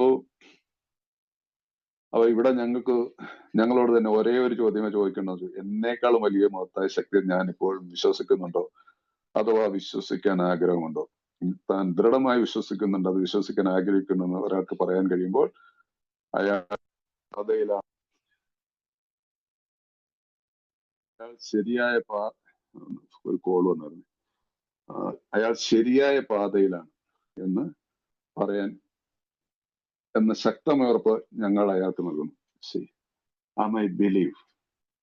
എങ്ങനെ ഈ ബിലീഫ്, ഈ ഫെയ്ത്ത് ഉണ്ടാവുന്നത്? ഞാൻ ഇപ്പൊ മുമ്പ് പറഞ്ഞില്ലേ, നമുക്ക് വ്യക്തികളുമായിട്ട് എങ്ങനെ ബന്ധം ഉണ്ടാവുന്നു? നിരന്തരമായിട്ടുള്ള ഒരു സമ്പർക്കം ഉണ്ടെങ്കിലാണ്, അല്ലെ? സത്യസന്ധമായിട്ടുള്ള ഒരു സമ്പർക്കവും കൂടി ആയിരിക്കണം അതല്ലേ. നിരന്തരമായിട്ടുള്ള ബന്ധം മാത്രമല്ലോ, സത്യസന്ധമായിട്ടുള്ള ഒരു ഹോണസ്റ്റ് ആയിട്ടുള്ള റിലേഷൻഷിപ്പ് ആണെങ്കിൽ ആ റിലേഷൻഷിപ്പിൽ നമ്മൾ നമ്മുടെ സുഹൃത്തിന് വേണ്ടിയിട്ട് എപ്പോഴും നമ്മൾ അവൈലബിൾ ആയിരിക്കും. ദ സെയിം വേ ദൈവം നമുക്ക് നമ്മുടെ മുമ്പിൽ അവൈലബിൾ ആയിരിക്കും. ദൈവത്തിന്റെ കരങ്ങൾ ഒരിക്കലും നമ്മളെ നിരാശപ്പെടുത്തില്ല. നമ്മൾ ആഗ്രഹിക്കുന്ന പോലെ കാര്യങ്ങൾ നടക്കണമെന്നൊന്നുമില്ല, മനസ്സിലായില്ലേ? നമ്മൾ ആഗ്രഹിക്കുന്ന പോലെ എല്ലാ കാര്യങ്ങളും നടക്കണമെന്ന് ഒരു നിർബന്ധമില്ല. പക്ഷെ ദൈവേഷ്ടം എന്താണെന്ന് അംഗീകരിക്കാനുള്ള ശക്തിയും മനസ്സും എനിക്കുണ്ടാവും. കാരണം എനിക്കറിയാം എന്റെ ജീവിതത്തിൽ എന്തെങ്കിലും നല്ലതോ എന്ത് സംഭവിച്ചിട്ടുണ്ടെങ്കിലും അതിൻ്റെതായിട്ടുള്ള കാരണങ്ങൾ ഉണ്ടാവാം. അതിൻ്റെതായിട്ടുള്ള ദൈവത്തിന്റെ ഹിതമായിരിക്കാം. ഈ രീതിയിലുള്ള ഒരു കാഴ്ചപ്പാടിന് ഇനി ചിലപ്പോൾ എന്റെ ഭാഗത്ത് ഞാൻ ഈ പ്രാർത്ഥിച്ചുകൊണ്ട് കിടന്നു, അതായിട്ട് ഞാൻ എന്റേതായിട്ടുള്ള തന്നിഷ്ടത്തിന് ജീവിച്ചു കഴിഞ്ഞിട്ട് പിന്നെ ഞാൻ ഡോണ്ട് എക്സ്പെക്ട് മിറക്കിൾസ്, മനസ്സിലായില്ലേ? സോ എന്നോട് ആവശ്യപ്പെട്ടിട്ടുള്ള ഒരു ജീവിത രീതി ഈശ്വരൻ എന്നോട് പറഞ്ഞിട്ടുണ്ട്, ദൈവം പറഞ്ഞിട്ടുണ്ട്, നമ്മളുടെ പടികൾ പറഞ്ഞിട്ടുണ്ട്, ഈ ആത്മീയ പദ്ധതികളുടെ സ്പിരിച്വൽ പ്രിൻസിപ്പിൾസ് പറഞ്ഞിട്ടുണ്ട്. എനിക്ക് അതിനെ ഫോളോ ചെയ്യാന്നുള്ളത് മാത്രമാണ് ഇതിനകത്ത് ചെയ്യാനുള്ളൂ. Just follow. സോ അതുകൊണ്ട് ഈ രീതിയിൽ പോയി കഴിഞ്ഞിട്ടുണ്ടെങ്കിൽ നമുക്ക് ആ പ്രാർത്ഥനാ ജീവിതത്തിൽ കൂടി നമുക്ക് മുമ്പോട്ടുള്ള ജീവിതത്തിലേക്ക് നമുക്ക് നല്ലൊരു ജീവിതത്തിലേക്ക് തീർച്ചയായിട്ടും, ഇത് പരാജയപ്പെട്ടുള്ള ചരിത്രമില്ല. അതാണ് 5-ാമത്തെ പടിയിൽ ഞങ്ങളുടെ പാത തികച്ചും പിന്തുടർന്നാൽ പരാജയപ്പെടുക വിരളമാണ്. Very rarely. ചില കാര്യത്തിലൊക്കെ നമുക്ക് ഒരു എക്സ്പ്ലനേഷൻ കൊടുക്കാൻ പറ്റാത്ത രീതിയിൽ ചില ത്യാഗങ്ങളൊക്കെ ചിലപ്പോൾ ഉണ്ടായെന്ന് വരാം, പക്ഷെ വളരെ റയർ ആയിരിക്കും. അപ്പൊ അതുകൊണ്ട് നമ്മളിവിടെ ഈ 2-ാമത്തെ പടിയുടെ ഭാഗത്ത് ഈ പ്രാർത്ഥന ജീവിതത്തിൽ കൂടി പോകുമ്പോഴാണ് നമ്മൾ വീണ്ടും സത്യസന്ധതയിൽ കൂടി തുടങ്ങി ഇവിടെ തുറന്ന മനസ്സുള്ളവരായിട്ട് മാറുന്നു. അതാണ് മദ്യപാന തകർച്ച അഭിരുചികൾ ഞങ്ങൾ വളരെ വൈകാതെ മറ്റ് പ്രശ്നങ്ങളോടെന്ന പോലെ തന്നെ ആത്മീയ കാര്യങ്ങളോടും തുറന്ന മനസ്സുള്ളവരായി തീർന്നു.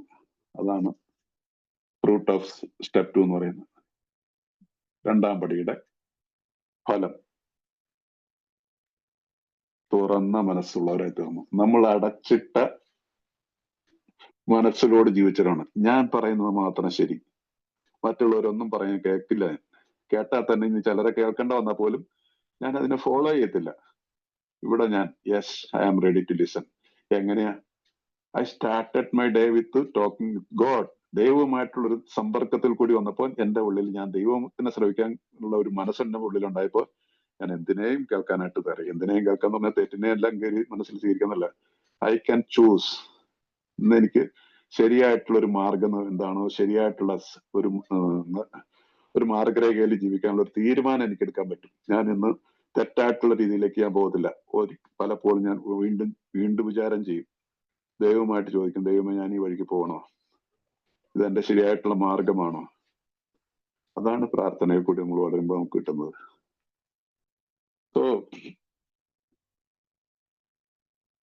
അതിനകത്ത് തന്നെ പറയുന്നില്ല, ഈ ഞങ്ങളിൽ ചിലർ നേരത്തെ ആയിരുന്നു പോലെ തെറ്റായിട്ടുള്ള മുൻവിധികളുള്ളവർ മറ്റാരും ഉണ്ടായിരുന്നില്ല. ഇതാണ് നമ്മളുടെ പ്രെജുഡീസ്, തെറ്റായിട്ടുള്ള മുൻവിധികൾ. മദ്യപാനികളെ കുറിച്ച് ഇത്രയും ഈ വാക്ക് പല പ്രാവശ്യം എഴുതിയിട്ടുണ്ട്. നമ്മളുടെ ഏറ്റവും വലിയൊരു പ്രശ്നമാണ് നമ്മൾ തെറ്റായിട്ടുള്ള മുൻവിധികളാണ്. ഏത് കാര്യത്തെക്കുറിച്ചും നമ്മൾ തെറ്റായിട്ട് അങ്ങോട്ട് തീരുമാനിച്ചേക്കാണ് ഇത് അങ്ങനെയായിരിക്കും, ഇനി അങ്ങനെ അല്ലെങ്കിൽ ആരെങ്കിലും സ്ഥാപിച്ചാൽ പോലും നമ്മൾ അതിനെ സമ്മതിക്കത്തില്ല. നമ്മൾ അതിനെ തർക്കിക്കും, വഴക്കായി, അല്ലെങ്കിൽ മദ്യപിക്കുക, അല്ലെങ്കിൽ അതിൽ കൂടി നമ്മുടെ റിലേഷൻഷിപ്പ്. എന്നാൽ പോലും നമ്മൾ സമ്മതിച്ചു കൊടുക്കത്തില്ല. ഈ തെറ്റായിട്ടുള്ള ഞാൻ പറയുന്നതിന് ശരി, ഓക്കെ പോയി പണി നോക്കാൻ പറയൂ അല്ലേ? ആ തെറ്റായിട്ടുള്ള ആ കണിശം വെറും അതിനെന്താ പറയുന്ന ഭ്രാന്താണത്. ശരിയായിട്ടുള്ള മാർഗം നമ്മുടെ മുമ്പിൽ ഉണ്ടായെങ്കിലും അതിനെ തെരഞ്ഞെടുക്കാതെ തെറ്റിൽ നിന്ന് തെറ്റിലേക്ക് പോകുന്നതിന് ഭ്രാന്ത് എന്നല്ല പറയുന്നത്. അതുകൊണ്ടാണ്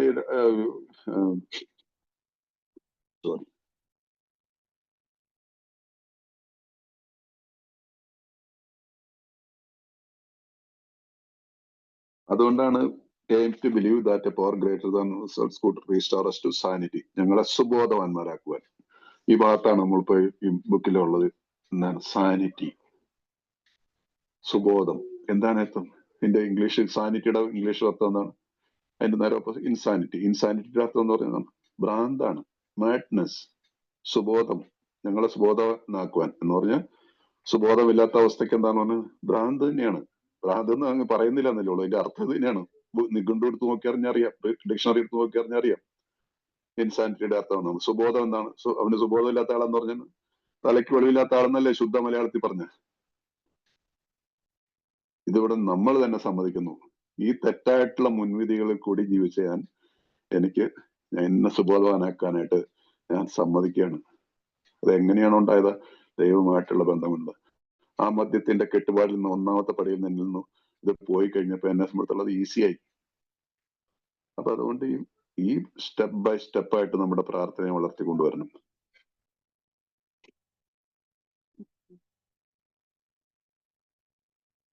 ഓ ഇതിൽ കഥക്കുന്നുണ്ട്.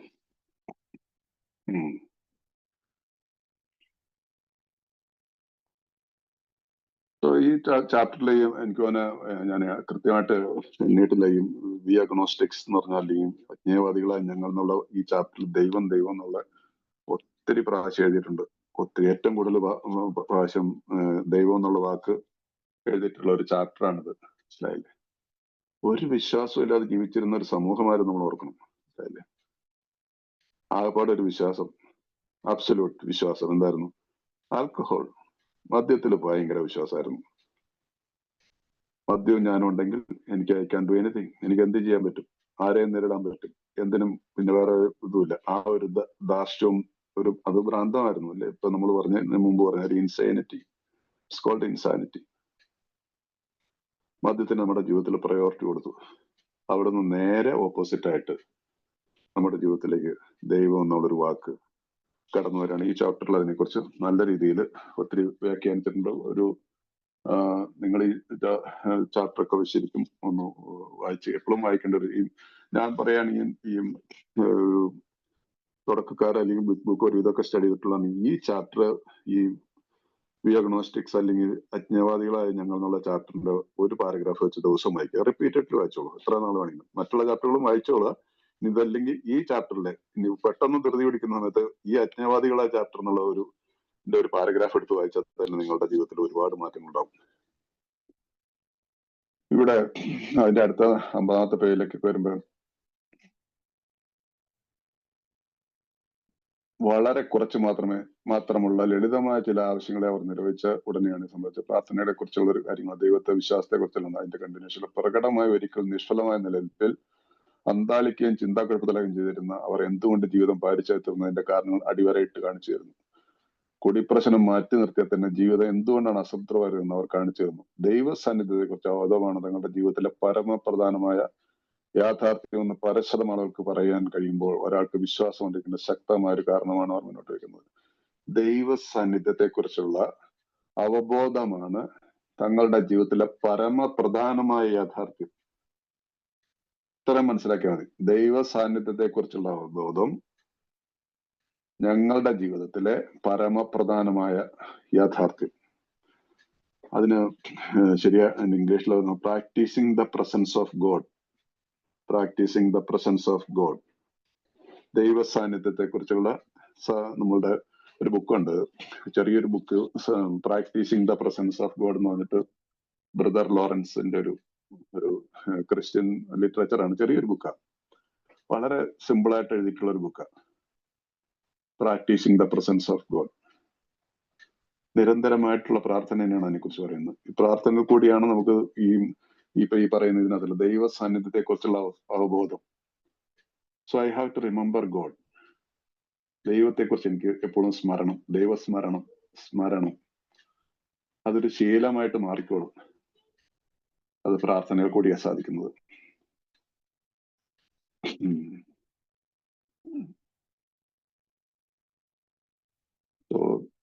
ചില ആർക്കെങ്കിലും ഈ മലയാളത്തിൽ ഈ practising the presence of God ഉണ്ട്, സർവേശ്വര സന്നിധിയിൽ എന്ന് പറഞ്ഞിട്ട് രാമകൃഷ്ണ മഠത്തിൽ നിന്നത് പബ്ലിഷ് ചെയ്തിട്ടുണ്ട്. ചെറിയൊരു ബുക്ക് വായിച്ചു കഴിഞ്ഞാൽ കുറച്ച് കത്തുകളാണ്. അദ്ദേഹം ബ്രദർ ലോറൻസ് ഒരു മഠത്തില്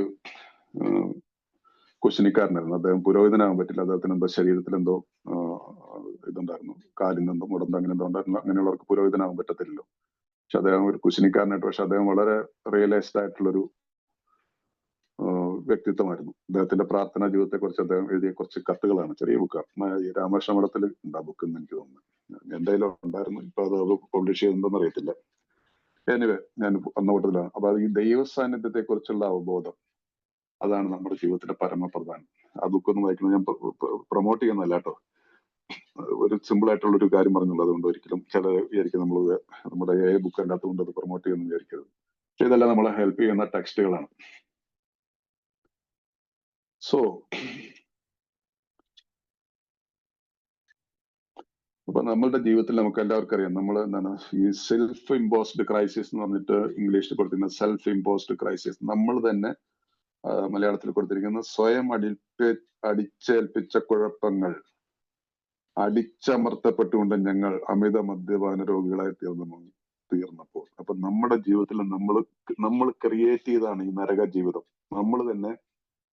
നമ്മൾ തന്നെ ക്രിയേറ്റ് ചെയ്താണ്, നമ്മൾ തന്നെ ഉണ്ടാക്കിയെടുത്ത ഒരു ജീവിതമാണ് ഈ നരക തുല്യമായ ജീവിതം. സെൽഫ് ഇമ്പോസ്ഡ് ക്രൈസിസ് മറ്റാരും നമ്മളിലേക്ക് അടിച്ചേൽപ്പിച്ചതല്ല, നമ്മൾ തന്നെ അടിച്ചേൽപ്പിച്ചതാണ്. അപ്പൊ അതിന് ഉള്ള പരിഹാരമായിട്ടെന്ന് പറയുന്നതാണ്, ഒന്നുകിൽ ദൈവം എല്ലാമാണ് അല്ലെങ്കിൽ ഒന്നുമല്ല എന്ന ഉദ്ദേശത്തെ നിർഭയം ഞങ്ങൾക്ക് നേരെ ഉണ്ടായിരുന്നു. ഒന്നുകിൽ ദൈവമുണ്ട് അല്ലെങ്കിൽ ഇല്ല. ഞങ്ങൾ തിരഞ്ഞെടുക്കാനുള്ള മാർഗം എന്തായിരുന്നു? നമ്മൾ തിരഞ്ഞെടുത്ത മാർഗമാണ് yes, there is a God. there is a God. അതാണ് നമ്മൾ എല്ലാ ഏകങ്ങളും എടുത്ത തീരുമാനം. Yes, there is a God. ആ തീരുമാനം എങ്ങനെ ഉറച്ചു പോവുക? പ്രാർത്ഥനയിൽ കൂടി തന്നെയാണ്. ഞാൻ വീണ്ടും വീണ്ടും പ്രാർത്ഥന എന്ന് പറയുമ്പോൾ പ്രാർത്ഥിക്കാതെ അങ്ങനെ ഒരു ഇല്ലാത്തവർ അതിനൊരു ഇതായിട്ട് തോന്നരുത് കേട്ടോ. പക്ഷെ ഇത് സത്യങ്ങൾ ഇതാണ്, നമ്മുടെ ബുക്ക് ഇതാണ് പറയുന്നത്. സോ നമുക്ക് ഇതല്ലാതെ വേറെ വഴിയില്ല.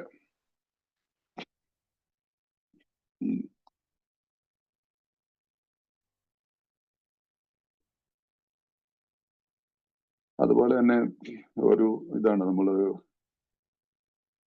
ഈ നല്ലൊരു വാക്കാണ് നിൽക്കുന്നത്. എന്താണ് actually we are fooling our self എന്ന് ഇംഗ്ലീഷിൽ എഴുതുന്നത്, മലയാളത്തിൽ 57. സത്യത്തിൽ ഞങ്ങൾ സ്വയം വിഡ്ഢികളാകുമായിരുന്നു. എന്തുകൊണ്ടെന്നാൽ ഓരോ മനുഷ്യന്റെയും സ്ത്രീയുടെയും ശിശുവിന്റെ ഉള്ളിന്റെ ഉള്ളിൽ ദൈവം എന്ന അടിസ്ഥാനപരമായ ആശയമുണ്ട്. ഓരോ വ്യക്തിയുടെ ഉള്ളിന്റെ ഉള്ളിൽ ദൈവമെന്നുള്ള അടിസ്ഥാനപരമായ ആശയമുണ്ട്. അതിനെ മൂടിക്കളഞ്ഞെന്താണ് ഈ പറഞ്ഞ മുൻവിധികള്, ധാർഷ്ട്യങ്ങള്, മദ്യത്തിൻ്റെതായിട്ടുള്ള ഭ്രാന്തമായിട്ടുള്ള തീരുമാനങ്ങളെല്ലാം ആ അറിവിനെ, എന്റെ ഉള്ളിലുണ്ടെന്ന ആ വിശ്വാസത്തെ, ആ ആശയത്തെ മൂടിക്കളയാണ് ചെയ്തത്. അതല്ലേ സംഭവിച്ചത്? സ്വയം നമ്മൾ ഓരോരുത്തരും ആലോചിച്ചാൽ മനസ്സിലാവും. ഏതൊരു വ്യക്തിയും ദൈവത്തിനെ വിളിക്കില്ലാത്ത പെട്ടെന്ന് ഒരു സഡൻ ആയിട്ടൊരു എന്തെങ്കിലും ഒരു നമുക്ക് ഷോക്കിംഗ് ആയിട്ടുള്ള ഒരു സീനോ, അല്ലെങ്കിൽ പെട്ടെന്ന് ഒരു വണ്ടി കാർ ഓടിച്ചു പോകുമ്പോൾ പെട്ടെന്ന് ഒന്നല്ലേ ദൈവമേന്ന് വിളിക്കുക, അല്ലെ എന്റെ അമ്മയെന്ന് പറയും, ഇല്ലേ? ദൈവമേന്ന് അതൊരു അറിയാതെ തന്നെ വായുന്നതിന് വരുന്ന ഒരു വാക്കല്ലേ. അത് ഞാൻ ജസ്റ്റ് ഒരു എക്സാമ്പിൾ എന്ന് പറഞ്ഞിട്ടുള്ളൂ. ഏതായാലും ഈ കാര്യം ഉറപ്പാണ്, എല്ലാവരുടെ ഉള്ളിലുണ്ട്. അപ്പൊ ഏതെങ്കിലും തരത്തിലുള്ള ഒരു ദൈവത്തിലുള്ള വിശ്വാസം, ഒരു സുഹൃത്തിനോട് നമുക്ക് തോന്നാറുള്ള വികാരം പോലെ തന്നെ ഞങ്ങളുടെ വ്യക്തിത്വത്തിന്റെ ഭാഗം ഞങ്ങൾ ഒടുവിൽ കണ്ടെത്തി. ഞാൻ തുടക്കത്തിൽ പറഞ്ഞില്ലേ, അപ്പൊ നമ്മളുടെ ഈ relationship with God like a friend,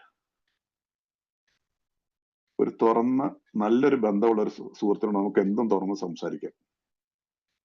the same വേ ദൈവവുമായിട്ടുള്ള ബന്ധം ഉണ്ടാക്കാനായിട്ട് സാധിക്കുന്നത് I have to pray.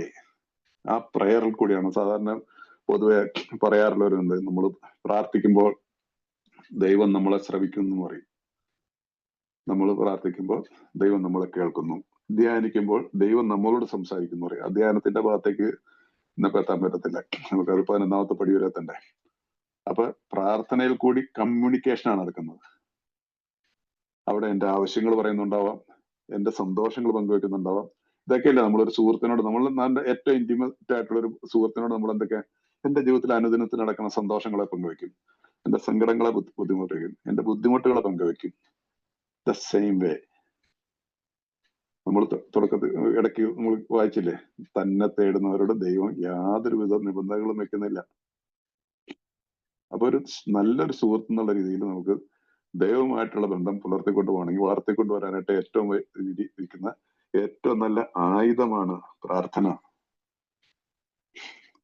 Keep it doing every day, every hour. ഇന്ന് മുതൽ ആരംഭിച്ചു. ഞാൻ നിങ്ങളോട് പറയാം, ഒരു ട്രയൽ നോക്കിക്കോ. ശരിയായ മാർഗമാണത്. അത് ശരിയായ മാർഗമാണ്. എന്ത് വാക്ക് വേണമെങ്കിലും ഉപയോഗിച്ചോളൂ. അതുകൊണ്ട് ഒന്നും നഷ്ടപ്പെടാനില്ല, ലാഭങ്ങൾ മാത്രമേ ഉള്ളൂ. നഷ്ടപ്പെടുന്നത് നമ്മളിൽ നിന്നുള്ള ഈ ധാർഷ്ട്യവും തെറ്റായിട്ടുള്ള ഈ എന്താണ് പറയുന്ന അബോധമായിട്ടെടുക്കുന്ന തീരുമാനങ്ങളെല്ലാം നഷ്ടപ്പെട്ടുകൊള്ളും. അതെല്ലാം പൊയ്ക്കോളും. നമ്മളിലേക്ക് പ്രകാശം. കാരണം നമ്മുടെ ഉള്ളിലും നിറച്ച് അഴുക്കുകളാണ്, മാലിന്യങ്ങളാണ്. നമ്മുടെ 5ാമത്തെ 4-5 പടിയിലേക്ക് ഭാഗത്തേക്കൊന്നും എത്തില്ല നീക്കതായാലും. ആ ഭാഗത്ത് വരുമ്പോഴത്തേക്ക് നമുക്ക് മനസ്സിലാവും ഈ ഉള്ളിലുള്ള കാര്യങ്ങളെല്ലാം ഒഴിവാക്കിയെടുക്കാനായിട്ടുള്ളതിന്റെ ഏറ്റവും പ്രിലിമിനറി ആയിട്ടുള്ള ആദ്യ ഘട്ടമാണ് പ്രാർത്ഥന. പ്രാർത്ഥനയിൽ കൂടി നമുക്ക് ആരംഭിച്ചു കഴിഞ്ഞാൽ സ്ലോലി നമ്മൾ മടിച്ചു നിൽക്കുകയാണ് തുറന്നു നോക്കാൻ പോലും. നമ്മളൊരു ഒരു ഒരു ഒരു ബോക്സ് പോലെ നമ്മുടെ മനസ്സിന് നമ്മുടെ ഉള്ളിലുള്ള ആ ഇതിനൊന്ന് കാണുക. നിറച്ചും അഴുക്കാണെന്ന് നമുക്ക് തന്നെ അറിയാം. ഇപ്പൊ ഞാൻ പ്രാർത്ഥനയിൽ കൂടി ദൈവമായിട്ടൊരു ബന്ധം ഉണ്ടാക്കിയിട്ടുണ്ട്. എനിക്ക് തന്നെ ഭയമാണ് ഇത് തുറക്കാൻ. ആ ഭയം മാറിക്കിട്ടും 4ാമത്തെ പടിയിൽ വരുമ്പോ ഇല്ലേ, ആ ഭയം മാറിക്കിട്ടും. 1, 2, 3 പടിയിൽ കൂടി നമ്മൾ ഈ പ്രാർത്ഥനയിൽ കൂടി നമ്മുടെ ജീവിതം നമ്മൾ മുമ്പോട്ട് പോയി കഴിഞ്ഞാൽ. അപ്പോ അവിടെ ഇത് തന്നെ ഈ നിരീശ്വരവാദികളായ അല്ലെങ്കിൽ അജ്ഞവാദികളായ ഞങ്ങൾ എന്നുള്ള ആ ചാപ്റ്റർ, അത് നിങ്ങൾ തിരുത്തി എഴുതിയാൽ നല്ലതാണ്. നിരീശ്വരവാദികൾ നല്ലത് തെറ്റാണ്. അവിടെ എഴുതിയിരിക്കുന്നതിന്റെ അതിന്റെ അവസാനം, അയാൾ അനന്തമായ ശക്തിയുടെയും സ്നേഹത്തിന്റെയും സാന്നിധ്യത്തിലെത്തി നിന്നു.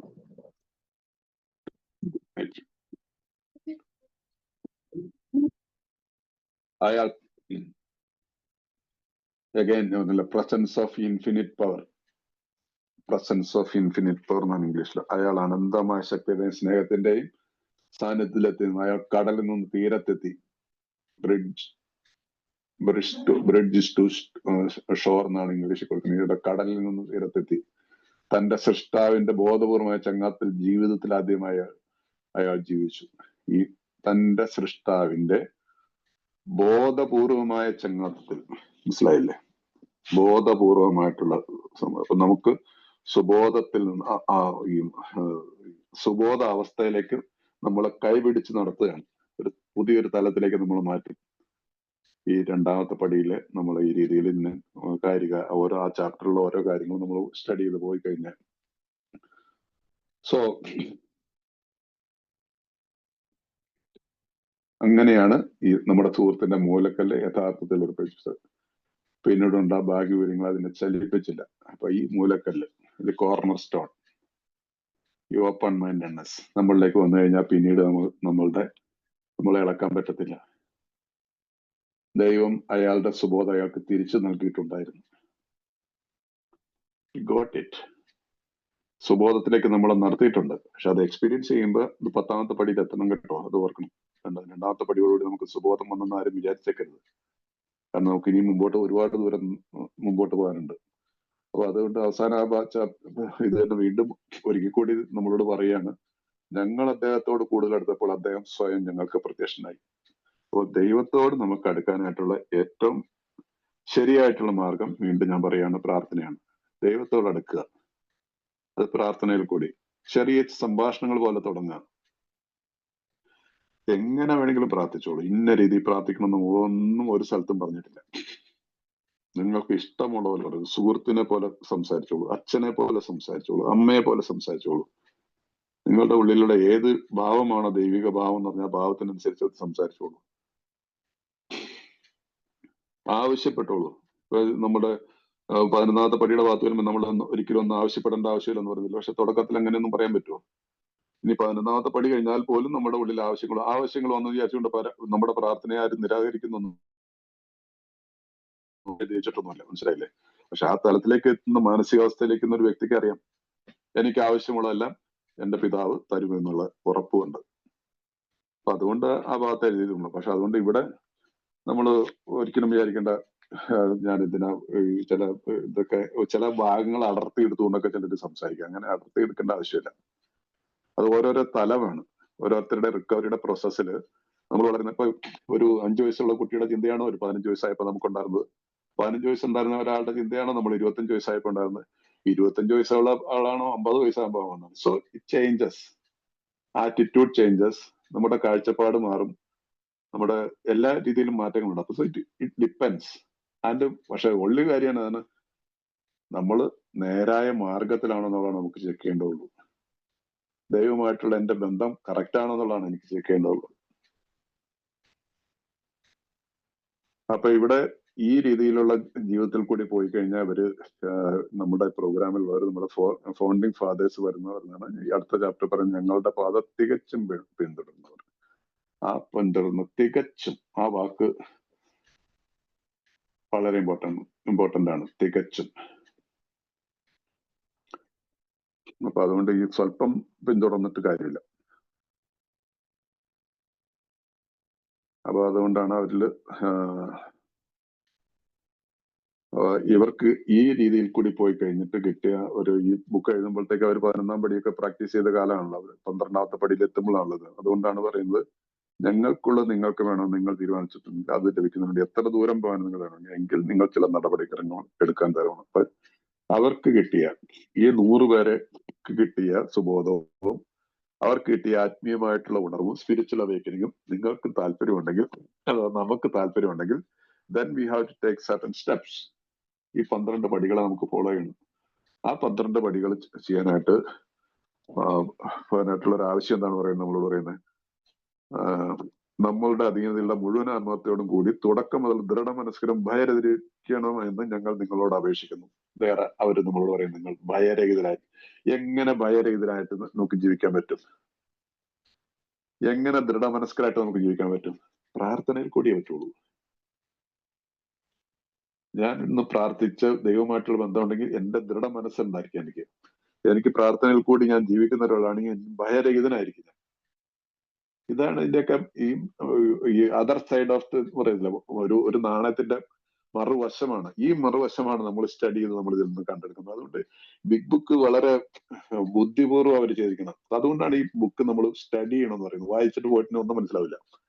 വായിച്ചു പോവാം, like a novel, it's not a novel. അതുകൊണ്ടാണ് നമ്മൾ എപ്പോഴും ഈ സ്പോൺസർമാരെ ഉപയോഗിച്ചിട്ട് ബിഗ് ബുക്ക് സ്റ്റഡി ചെയ്യണം എന്ന് പറയുന്നത്. ഏത് മതഗ്രന്ഥങ്ങളും അങ്ങനെ തന്നെയാണ്, ഇല്ലേ?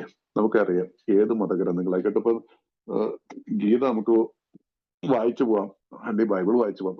പക്ഷെ അതിന്റെ ആചാര്യന്മാര് ഗുരുക്കന്മാരുടെ മുഖത്ത് നിന്നത് കേൾക്കുമ്പോൾ നമുക്ക് അതിന്റെ ശരിയായിട്ടുള്ള അർത്ഥം കിട്ടും. നമുക്ക് ഇതിന്റെ അർത്ഥം ഇങ്ങനെയായിരുന്നു, അല്ലെങ്കിൽ ജസ്റ്റ് വായിച്ചു പോവാം. അതങ്ങനെയല്ലല്ലോ. സോ ദ സെയിം വേ നിങ്ങൾ ഇത് സ്റ്റഡി ചെയ്യണം. നിങ്ങളുടെ സ്പോൺസറോടൊപ്പം ഇരുന്നിട്ട് ബുക്കിനെ കുറിച്ച് ചർച്ച ചെയ്യണം. നാളെ നിങ്ങൾക്കും വേറൊരാളോട് പറഞ്ഞു കൊടുക്കേണ്ടതാണ്. മനസ്സിലായില്ലേ? സോ അതുകൊണ്ട് ഈ കാര്യങ്ങളിൽ നമുക്ക് പറയുന്നത്, നമുക്ക് എന്തെങ്കിലും ഇത് കണ്ടില്ല, ഞങ്ങൾക്കുള്ളത് നിങ്ങൾക്കും വേണമെന്ന്. അപ്പൊ നമ്മളുടെ കയ്യിൽ എന്തെങ്കിലും ഉണ്ടെങ്കിലാണ് നമുക്ക് മറ്റുള്ളവർക്ക് 171ാമത്തെ പേജിൽ കൊടുത്തിട്ടുണ്ടല്ലേ, നമുക്ക് നമ്മളില്ലാത്തത് മറ്റൊന്നും മറ്റൊരാളിലേക്ക് കൊടുക്കാൻ നമുക്ക് സാധിക്കും, പറ്റില്ല. അപ്പൊ അതുകൊണ്ട് 12 പടികളൊക്കെ എഴുതിയതിനു ശേഷം ABC എന്ന് പറയുന്ന ഭാഗത്ത് സിയിലുള്ളൊരു കാര്യം പറയുന്നുണ്ട്. ദൈവത്തെ തേടിയാൽ ദൈവത്തിന് ഇത് സാധിക്കും, രോഗശമനം വരുത്തുകയും ചെയ്യും. ഈ കാര്യം എയും ബിയും സിയും 3 കാര്യങ്ങളുണ്ട് അതിനകത്ത്. ഞങ്ങൾ മദ്യപാനികളാണ്, ഞങ്ങളുടെ ജീവിതം. രണ്ടാമത്തെ കാര്യം, ഞങ്ങളുടെ മദ്യപാന രോഗം ശമിക്കാൻ ഒരു ശക്തിക്കും കഴിയുമായിരുന്നില്ല, ഒരു മനുഷ്യശക്തിയും കഴിയുമായിരുന്നില്ല. അപ്പൊ ദൈവത്തെ തേടിയാൽ, അതിനുശേഷം പറഞ്ഞാൽ ഇത് ബോധ്യപ്പെട്ടാൽ ഞങ്ങളുടെ ആഗ്രഹങ്ങളും ജീവിതങ്ങളും ഞങ്ങൾ മനസ്സിലാക്കുന്ന ദൈവത്തിന്റെ സംരക്ഷണത്തിലേക്ക് തിരിച്ചുവിടുവാൻ തീരുമാനമെടുത്തു. I made a decision. It's an agreement. ഒരു എഗ്രിമെന്റ് ആണ്, ദൈവവുമായിട്ടുള്ളൊരു എഗ്രിമെന്റ് ആണ്. ആ എഗ്രിമെന്റ് സാധ്യമാവുന്നത് simple way, that is prayer. ദൈവമേ, ഞാൻ ഇന്നു മുതൽ ഒരു പുതിയൊരു തീരുമാനത്തിൽ അങ്ങയോട് ചേർന്ന് നടക്കാൻ തീരുമാനിച്ചിരിക്കുന്നു. അല്ല, അതല്ലേ ഈ തീരുമാനം എന്ന് പറയുന്നത്. ഈ തീരുമാനം എടുത്തെന്ന് പറയുന്നത് വെറുതെ കാറ്റിൽ പറയുന്ന ഒരു വാക്കല്ലല്ലോ അത്. അപ്പൊ നമുക്ക് 3ാമത്തെ പ്രയറിലേക്ക് എത്താൻ പറ്റുമില്ല. അത് അപ്പൊ നമുക്ക് ഇവിടെ വെച്ചിട്ട് ഇന്നത്തെ ഇത് നടത്താൻ ഒരു സെഷനോടെ നമുക്ക് പറ്റുകയാണെങ്കിൽ അടുത്ത വ്യാഴാഴ്ചയോടെ കണ്ടിന്യൂ എന്നിട്ട് അന്ന് തീർക്കാതിരിക്കും. അപ്പൊ അതുകൊണ്ട് ഇത് ബോധ്യപ്പെട്ടാൽ, ദൈവത്തെ തേടിയാൽ ദൈവത്തിന് സാധിക്കുകയും രോഗശമനം എത്തുകയും ചെയ്യും. ഇത് ബോധ്യപ്പെട്ടാൽ, ഈ കാര്യം ബോധ്യപ്പെടണം നമുക്ക്.